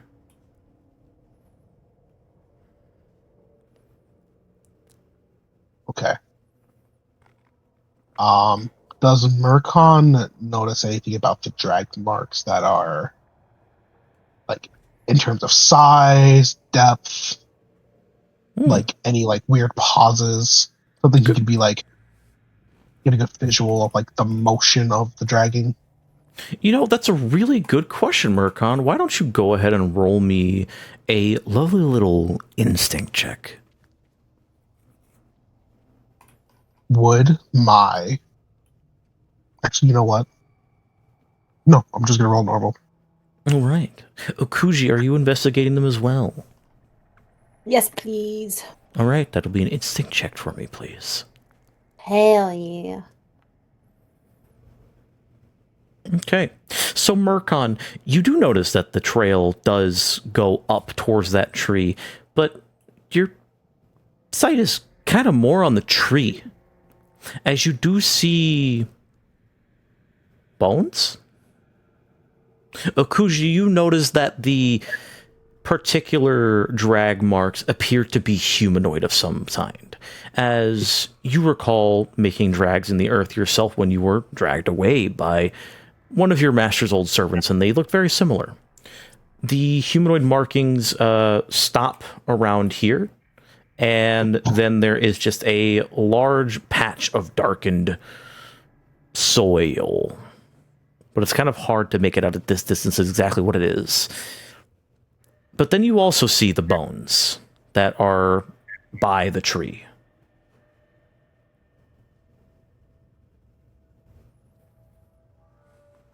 Akuji will get a little tense, and she'll, using the tree as a bit of cover, she'll try and kind of move a bit more this way while trying to avoid being in the direct open. Try and stay as hidden as possible to investigate a little bit further to see if she can see anything else, or like investigate that mound of soil. Okay. Murkon, blind to the fact that the GM has a full bar of fear, makes his way up without the cover, kind of letting Akuji kind of take your cover as he makes his way closer so he can investigate the bones. Okay. So, as you go to investigate the bones, go ahead and, once again, make another instinct check to take a closer look at them. That I will do. Yikes, I am rolling crappy today.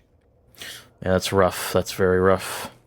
So, Murkon, you would notice in particular that these bones are kind of hard to decipher what kind of humanoid they are. You do know they're humanoid, but there are bits and pieces of armor that are scattered about that kind of make up what you would think would be some kind of warrior, though it is very, very hard to tell if it's just one person or if it's multiple people. You can't really get a good idea of how old it is, how long it's been there, if it was put there for purpose or if it was killed by the bear. There's a lot of questions that pop up in your head when you notice this.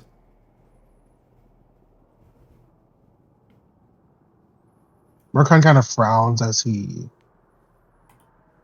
makes a note of how messy this area is in terms of that. He does kind of like eye the area around him for a moment just to see if maybe there's some sort of other noticeable markings outside of what is naturally seen. Akuji, go ahead and make another instinct roll for me. You got it, boss. Check out further. Uh, You basically see the same thing Murkon does, I'm afraid. It's kind of hard to see, but you would get closer to investigate what would remain around this tree. could I make a proposition? Sure, what's your proposition? Could I spend 2 hope and re-roll that instinct check?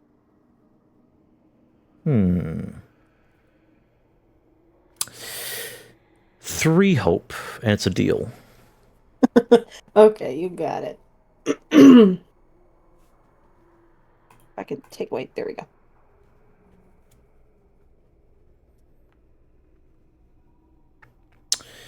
So, you would note that while they're kind of scattered about, you do note 3 distinct separate bodies. One of them is wearing a form of plate armor that seems to be rusted. The other seem to be more of like what you're wearing, a gambeson. And they do appear to be having very old armaments on them. One of them has a very large rusted greatsword, while the other 2 seem to be wearing more man-at-arms kind of armaments, like old chainmail or gambesons. And they seem to be brandishing long swords, just regular swords, or it's kind of hard to tell.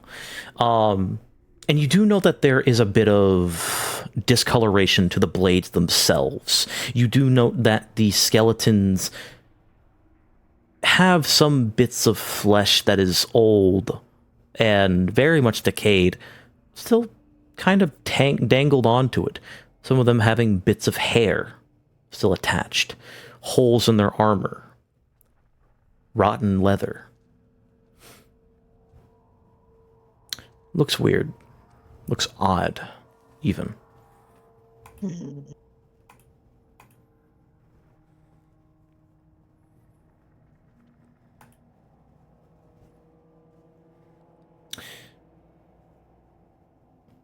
Akuji, because of your curiosity, do you touch it? Do you touch any of the bones?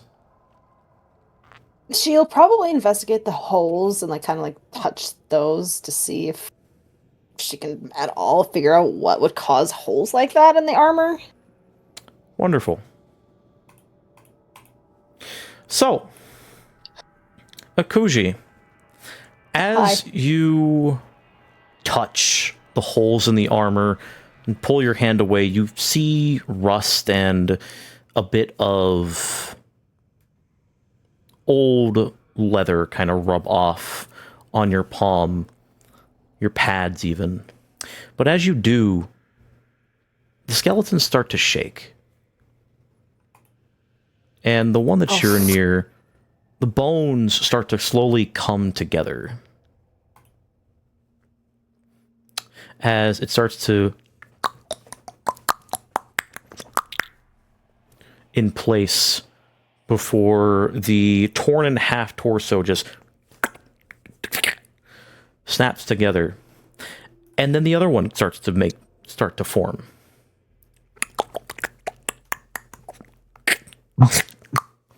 And they slowly stand up, using their swords to balance themselves in front of both you, Murkon, and Akuji.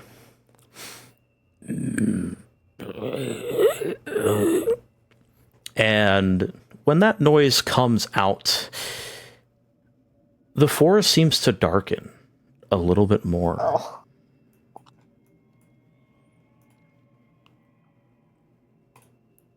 Hoopy. Okay.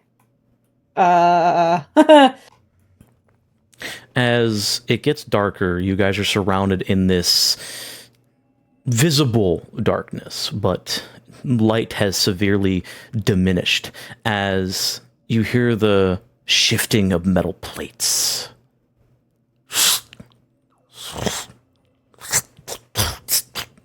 as the rusted armor of what you thought to believe to be this sellsword mercenary knight starts to take form as he slowly stands up underneath the tree, slams his greatsword into the ground, and stares at both of you with hollowed eye sockets.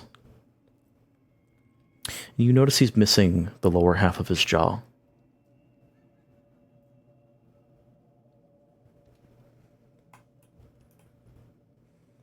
Ew. It is a skeleton, though, so keep that in mind.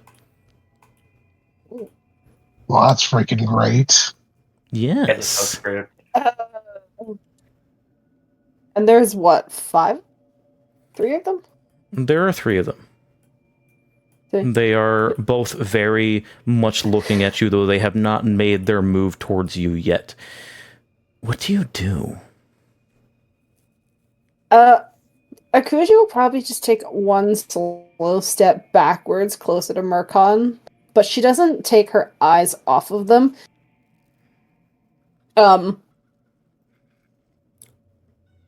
Given her stress, her runes will probably glow a bit, almost in preparation in case something did happen. But she doesn't attack, seeing that they're not attacking. She'll just kind of watch them, try to gauge as to what's going on.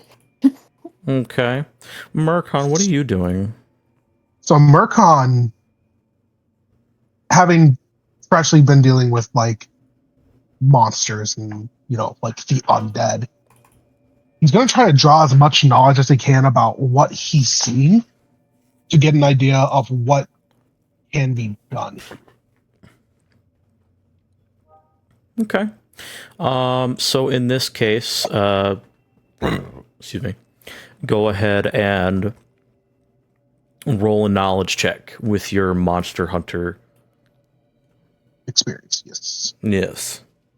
Do And I will it. say this is required for that role in particular. Yes. Murkon, you know about necromancers, and you focused on necromancers. You don't really know much about their minions. You do know that skeletons tend to be the common thing that they summon from minions, though there's no necromancer here, as far as you can tell. That's weird. That's suspicious. Well, I have great news for the next route that Murkon's going to suggest to Akuji. I have this.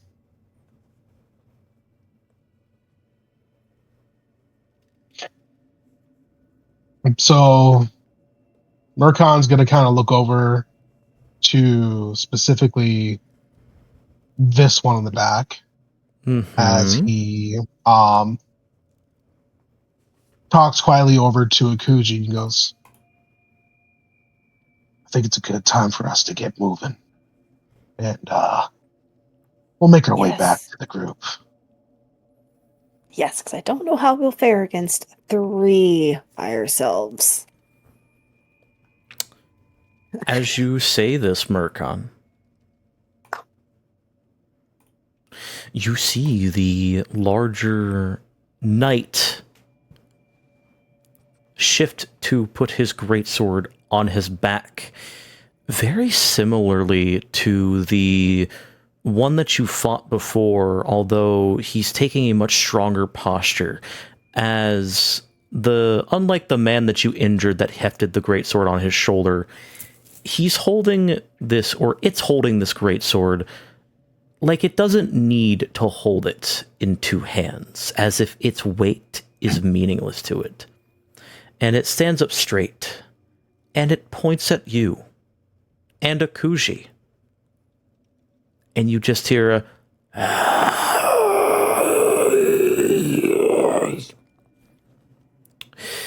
the skeletons do not hesitate as they attack you.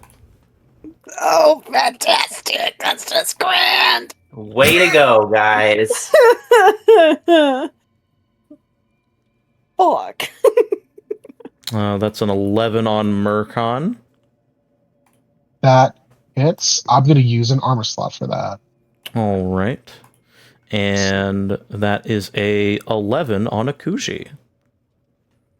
That misses. Excellent. All right. So, as it hits, you said it does hit you, Murkon? It hits my armor. Okay. So, It does hit. oh, it says it actually misses. Are you sure you're Oh. calculating that correctly? Oh, wait. I am sorry. That is a miss. Yes, it does miss me. There you go. My brain saw my equation not work right. Anyways. All right. So, you two are very able to quickly, like, as you slowly turn back to see the skeletons, very quickly, skeletons shouldn't do that, swing their swords down. You narrowly almost miss getting cut as you hear the as their swords slam into the ground, kicking up some dirt.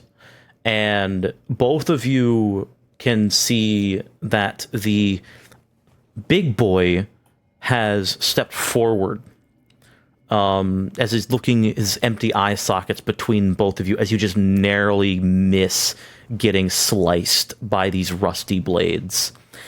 And considering that you guys have not acted, it's going to turn its attention to Akuji, the less armored one, as it lifts up its greatsword, and I'm going to spend a fear for this. It lifts up its greatsword. I'm going to read this real quick. All right, cool. That's so mean. It's gonna swing at you. Uh-huh. Oh No. Oh! That's a crit, my friend. Oh no! That's double damage, right? Yeah. But do remember that it is based off of your damage modifiers, so it's not like you're gonna go down immediately. All targets in close range are the knight succeed. All right, cool. So he does that, and in this case, it does a total of 15 damage to you, Akuji. Okay. As he slices into your freshly bought gambeson.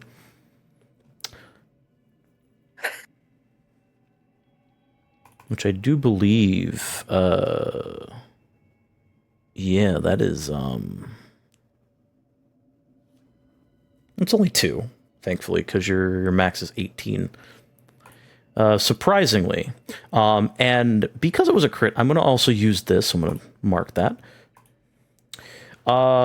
As it rips out of you, Akuji, it's going to swipe directly over back to Murkon. As it makes another attack.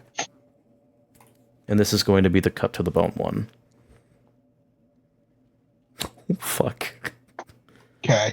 That is 2. That's the attack rolls, not the damage. Oh, excuse me. Yep. So that does meet. Targets excites. Targets the knight succeeds against take. To make an attack against targets within very close range. Targets the knight succeeds against take. Okay, so it did attack. Take 1d8 plus 2 physical damage. So mark a stress, by the way. I shall. As you take a total of 15 damage. Okay, so that is 2. Yes. As he, in a very quick motion that is unlike a skeleton should, he swings his great sword with one hand, kicking up the dirt, and slams it into your side, Murkon, as it hits the same exact spot that Brigand from the other day hit, digging in deep and reopening the once closed wound past the armor before he rips it out of you.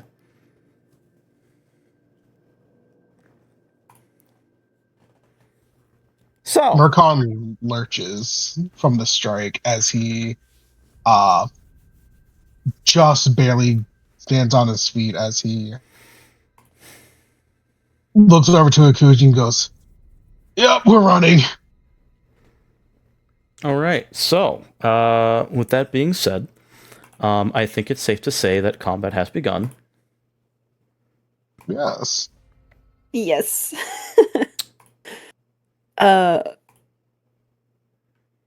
Who should start? I do have an idea what she's gonna do. My plan's pretty straightforward since we're getting the fuck out of here. Go ahead. Akuji's gonna cast Shadowbind. All right. And so basically, I make a spellcast roll against all adversaries within very close range. Targets I succeed against are temporarily restrained as their shadows bind them in place. All right, go ahead and post it.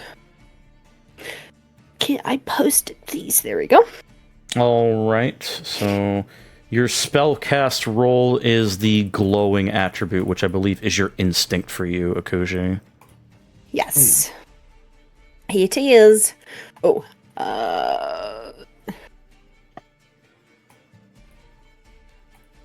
I roll my instinct, correct? Yes, that is your spellcast. Oh, you can actually cast on the box. Oh, in the chat okay. box. Yeah. And actually, can I also throw on my runic enhancement? Post it. Let's see. Emotions flourish when your magic abilities when angry. Yes, you can. I will allow it for this one because it's magic based, but this is usually just for your weapon damage. But I'll allow it for this.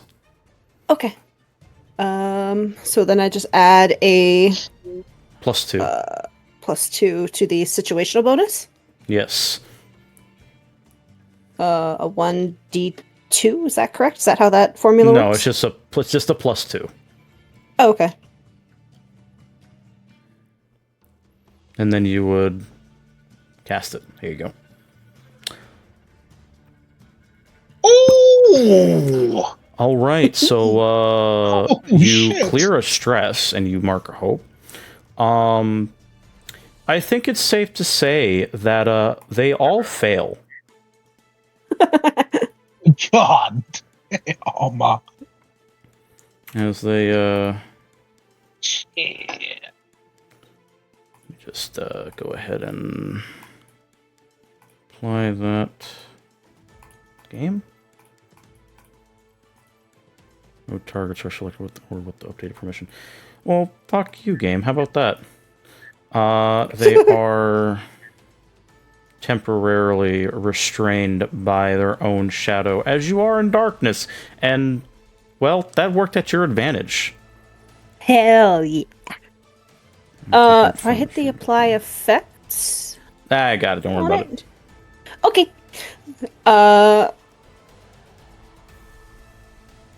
And then no, that was a big thing, so I'll let Murkon do what he wants to do after. You can also make a movement. Yeah, true. Do you want to move? She's gonna just take a little step back. All right. to get out of their range a little bit. Well. Murkon, go ahead and make your move. Murkon seeing the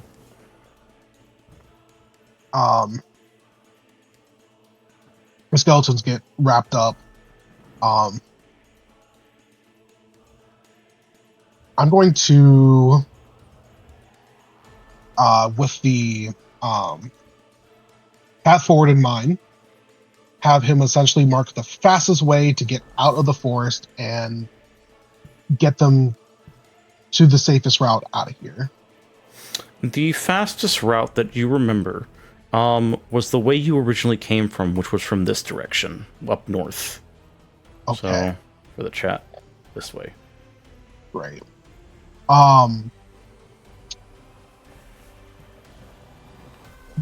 Mercon doesn't want to get too far, but he is expecting Kuji to, start to escape. Oh, this is tough.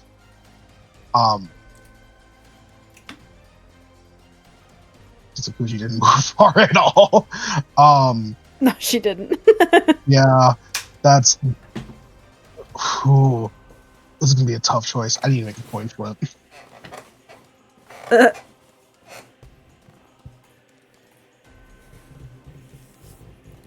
Okay.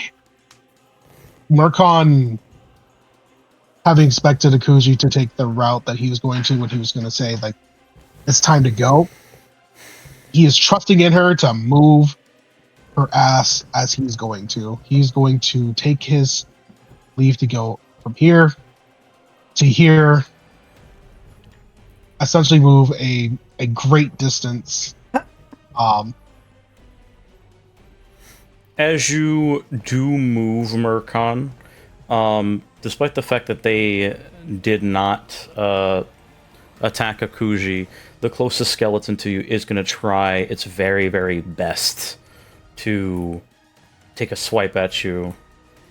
So use a fear. Sure.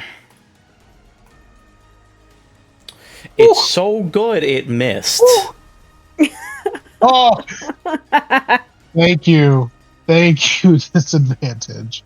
Yeah, he'll just like spin out of the way of the spear and then like sprint over. And turn back over to Akuji and goes, "Let's go! What are you doing?" She's gonna give him a look like, how am I supposed to read your fucking mind? Yeah, she will then try her best to actually, I was follow. Hmm?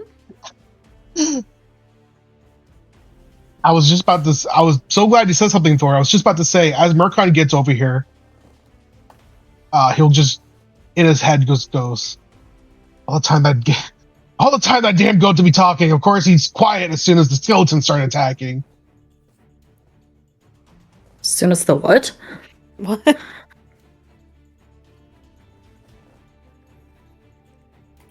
He looks back towards. He does look back over towards like the direction of the village.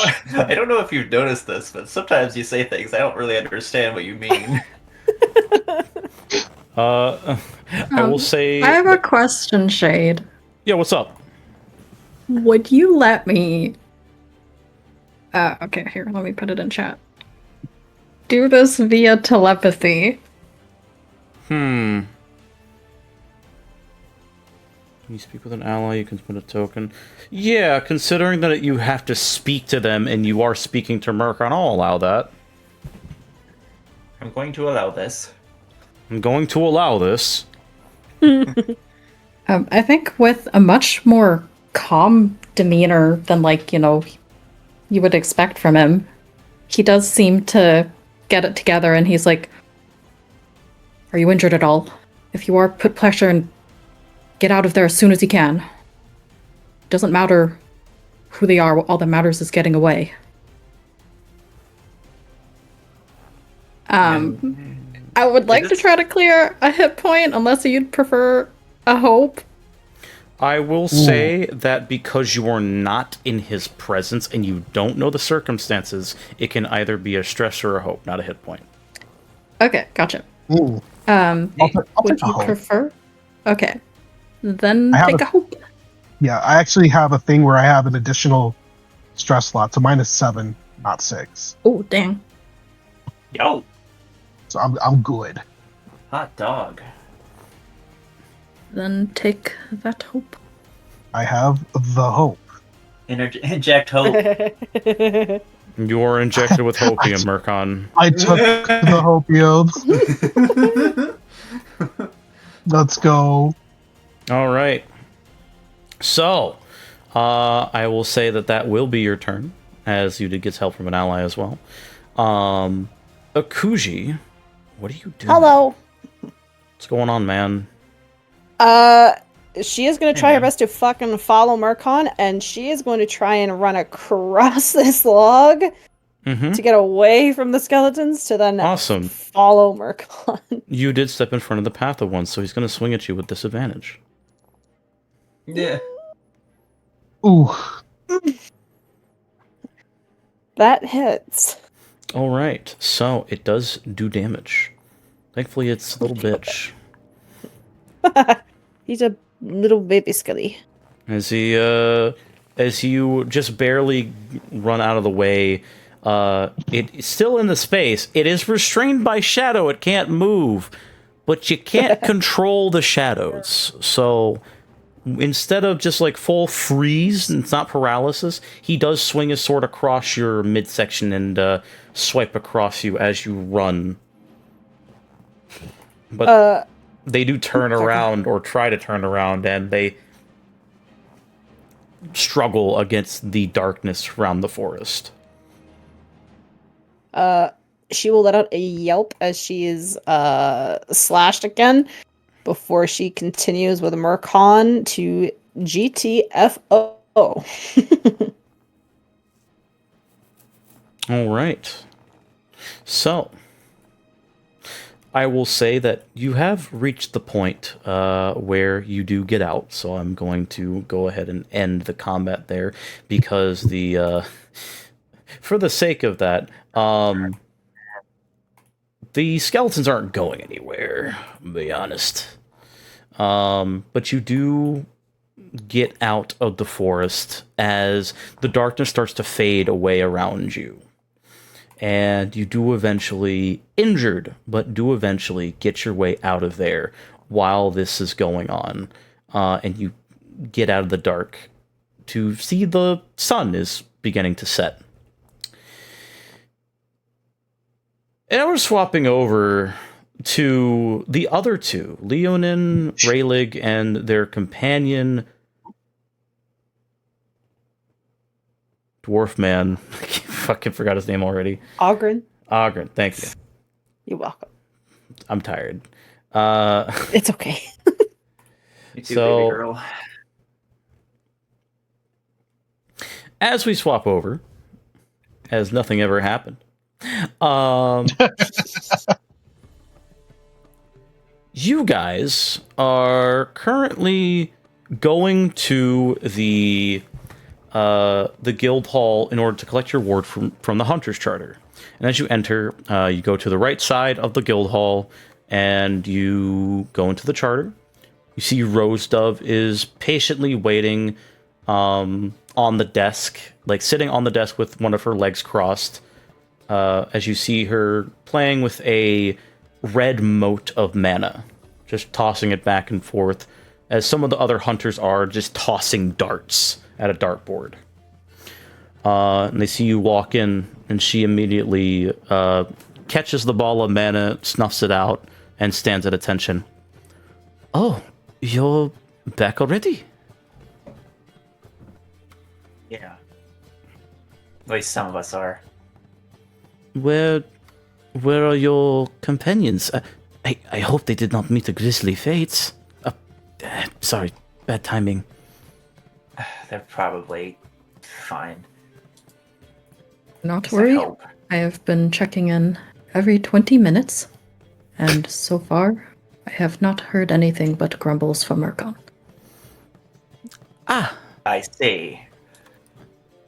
that is good. Well, what did you find out? She does eye the spear in your hand, Leo. Yeah, you just like put on front. Well, this is the weapon that was in the bear. Ah, So there was a bear. So there was a weapon in the bear after all. I guess, despite the...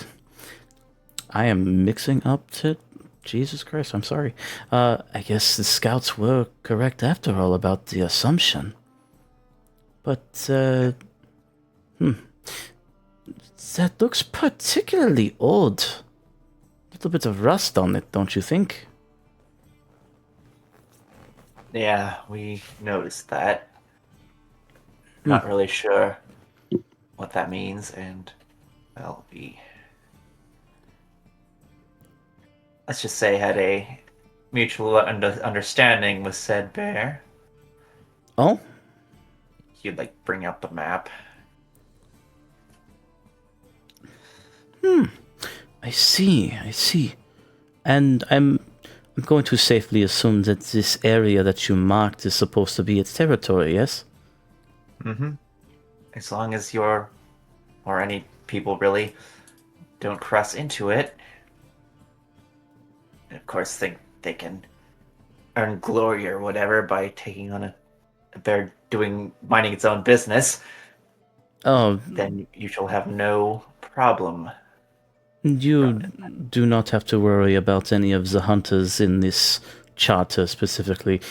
They are of a similar mind of you, from what I have witnessed, at least, Leon, and they do not wish to harm animals unless it is for the sake of consumption, and merely that. As for the Adventurers League, they specifically help with the hunting for the village. So, like I said, they are not the ones that try to seek out glory for this creature. It is the outsiders. That much is known. Very well. I will inform Sebastian of your success, and considering that you actually did find this weapon, I do believe I did say that you deserve a bonus. So, on behalf of the Hunter Charter, well done. I will go speak with the Merchants Guild representatives to get that bonus underway and inform them of the prosperity this will bring to the town, including trade, as long as the forest is not disturbed. And I will hopefully get all of your crowns and additional crowns sorted by the end of the day.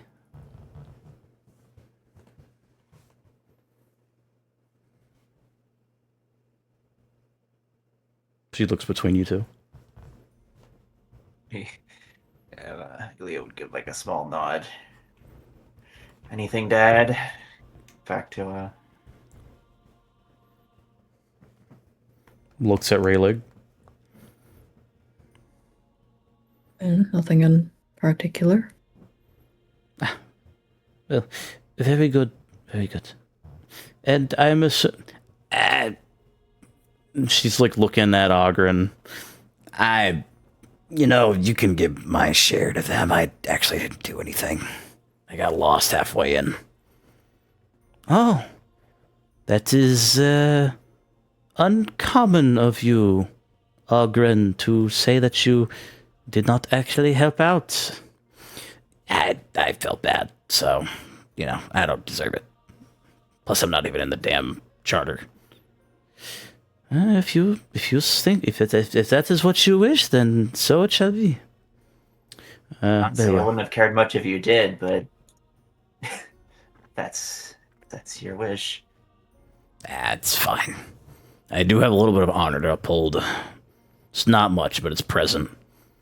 He like pouts as he as he crosses his arms and leans against the wall as Rose Dove leaves to go and collect the money. Or rather talk to the Merchants Guild to get your reward properly financed. And it is... How long would you wait at the guild hall for them to return, or would you go to the tavern? Well, Or do you want to go to the blacksmith? oh yeah, that's a good idea. Oh, yeah, I know where they are. I actually got my sword made from them, so I can lead you to them. Come on. Ogren will lead you guys through the town a bit farther north, past the town hall, past the pond that has lost that yellow tint, thankfully, and past the tavern itself, where you do see a blacksmithy. It's oddly enough called Wasteland Smith Works. And you notice something very peculiar in the center of town that catches your eye.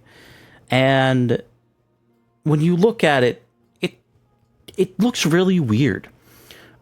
In the center of the town, kind of like positioned with some chains that are holding it in the ground, with some metal pikes that kind of stick up and also hold it in place, you see a glowing bluish red crystal that appears to be like a diamond in shape.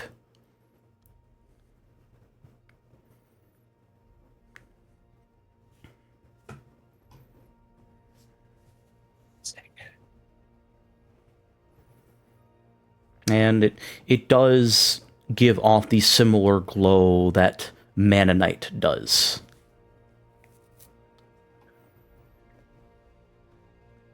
But oddly enough, no one else in the town seems to be paying attention to it, as they just casually walk on by with a couple of kids just looking at it on occasion, playing around it. Does stick out like a sore thumb, though.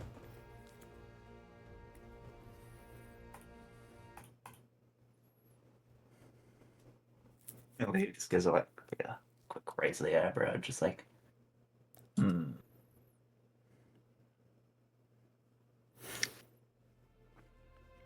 Oh, I see you spotted the obelisk, huh? interesting decor. Yeah, it's been at the town since, well, as far as I can remember. There's a couple of rumors that kind of go around it, but last one I heard was something about a lich being trapped within it. Silly story, though. I don't see any body.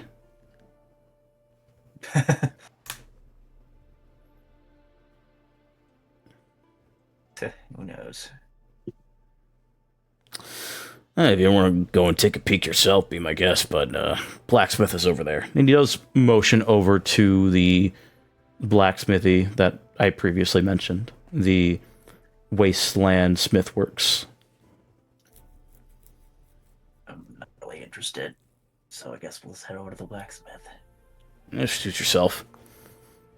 And as you do go over to the blacksmith, you do hear the ping, ping, ping of a hammer on an anvil before you hear that of something being quenched.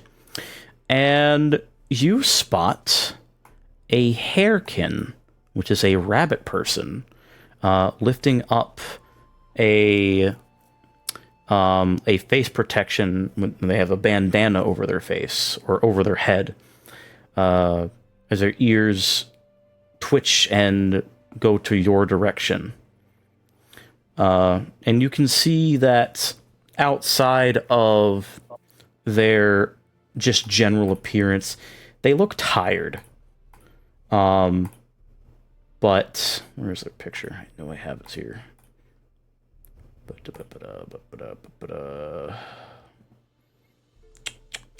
There she is.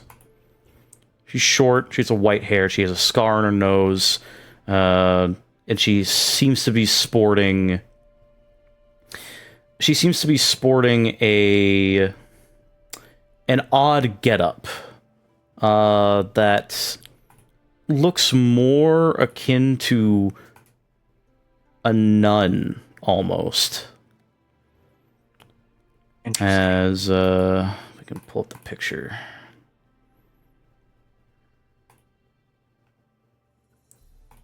Bitty. There we go. Gibbity. Wow. As she just quickly looks over to you, she has a necklace that is draped around her that is not the cross you see, but of a different religious symbol that you can't really identify due to its work. Seems makeshift. And she looks at you both, and Ogren, as she pops a cigarette in her mouth and proceeds to light it with a familiar, similar-looking lighter to yours, Raylig.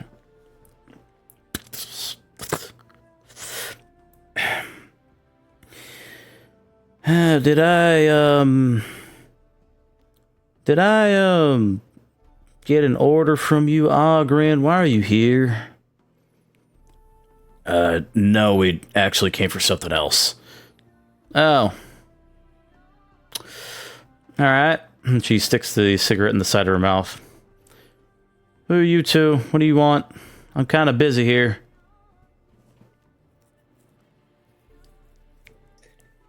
It's Leonin.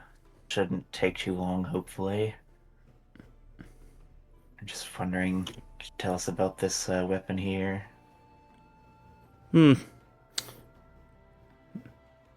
And she looks over at you, Raylig. She squints. And she rolls her eyes immediately. Ah, yes, the other smell drunk. Wonderful. Alright, well, Leonin, hand her over. Let me take a look, and I'll see if I can decipher what in the hells you brought me. Would hand it over. She does take a look at it, and she examines it. Where exactly did you find this? There's lodged within the side of a giant grizzly bear, if you can believe it. Wait a second, you mean the bear that's been bothering the town for the last couple months? Yep, the very one. No shit. You actually got this out of the damn beast? That's mighty impressive, stranger. Well, I have certain talents that helped with the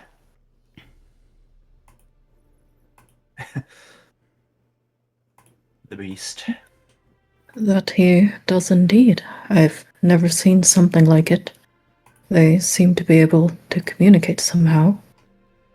Is that right? I mean, shit, you clearly got it out, so that's all that matters. Yeah, I could identify this, but it'll take some time. I got a couple of orders to fulfill for the Adventurers League. Got to make sure they're done by... I'm almost done with this last batch. If you'll... Are y'all staying in town by chance, or are y'all just coming and going?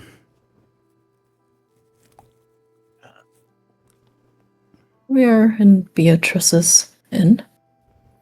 Ah, right. I figured as much. I'm not surprised.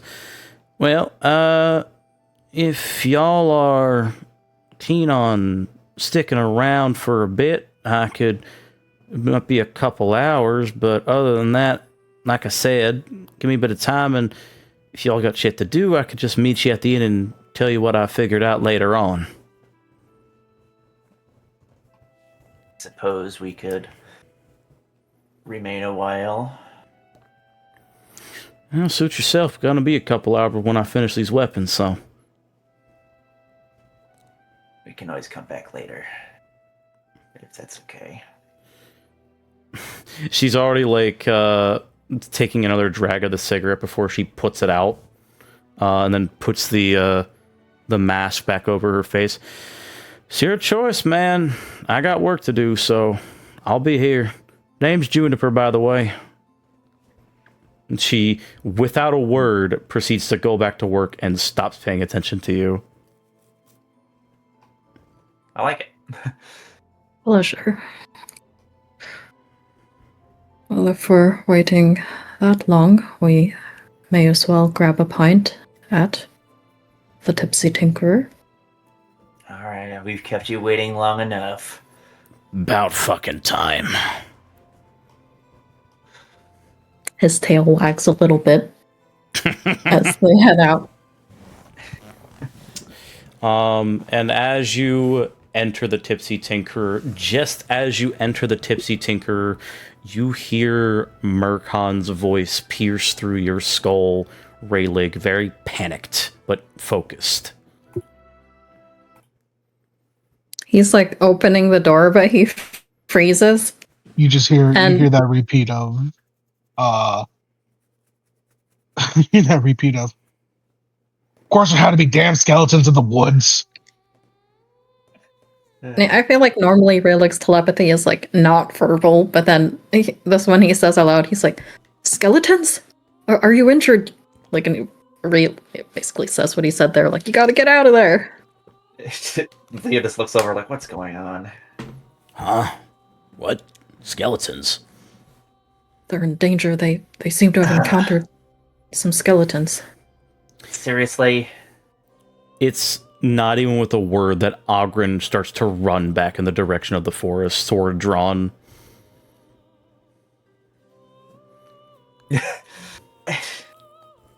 He just follows Hugrin.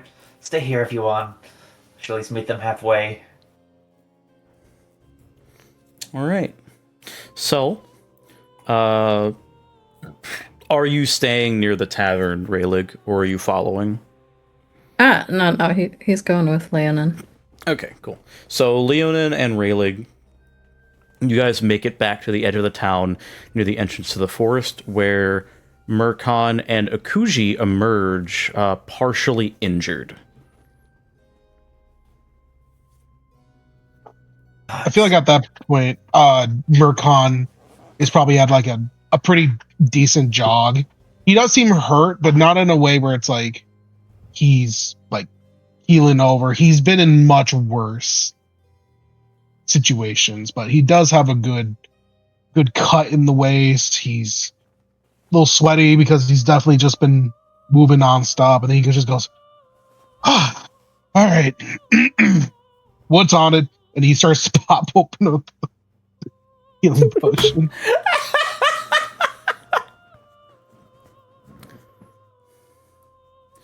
Oh boy.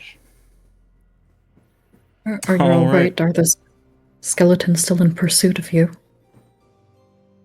Akuji, you Yes. feel the spell of yours start to wear off, and because it is shadows, you can feel the skeleton's presence very briefly. They, oddly enough, do not move in your direction. She is going to stare in the direction that they came from.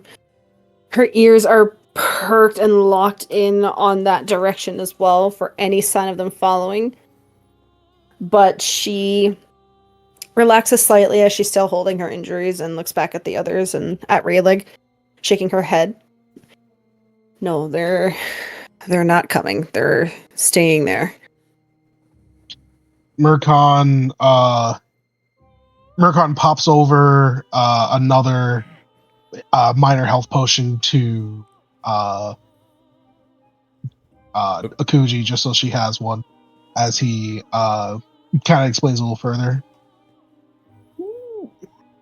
Damn, things were right by where we were when we found the bear. I don't know how else to really describe it. They popped up, woods got darker, and they started swinging. It's good to know they're not in pursuit of you. And what of that goblin that you mentioned?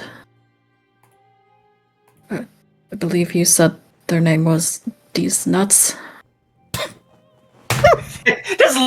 just looks over at him like, The indignant look that Murkon gives him is just like what? it's like that scene from the interview with James Franco, like standing up and staring at Moo. rude. The fucking look on my face, Thorn.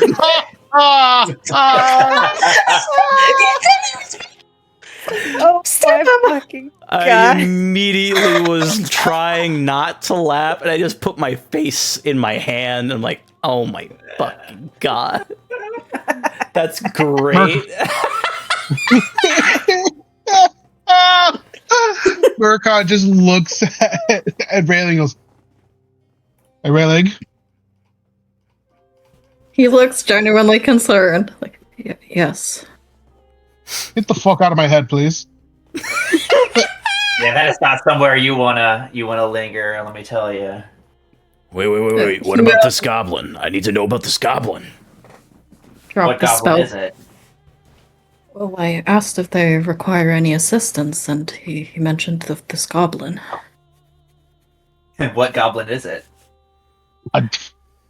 Murkon just looks over at Ogrim and just goes he walks over, hand on shoulder, takes a deep breath, and he just goes, "Goblin these nuts," and then he pats his head and then he walks away back to the tavern. I need a drink. Leo just fucking snorts, just like. All right, I need a drink. I think the skeleton should have hit you harder.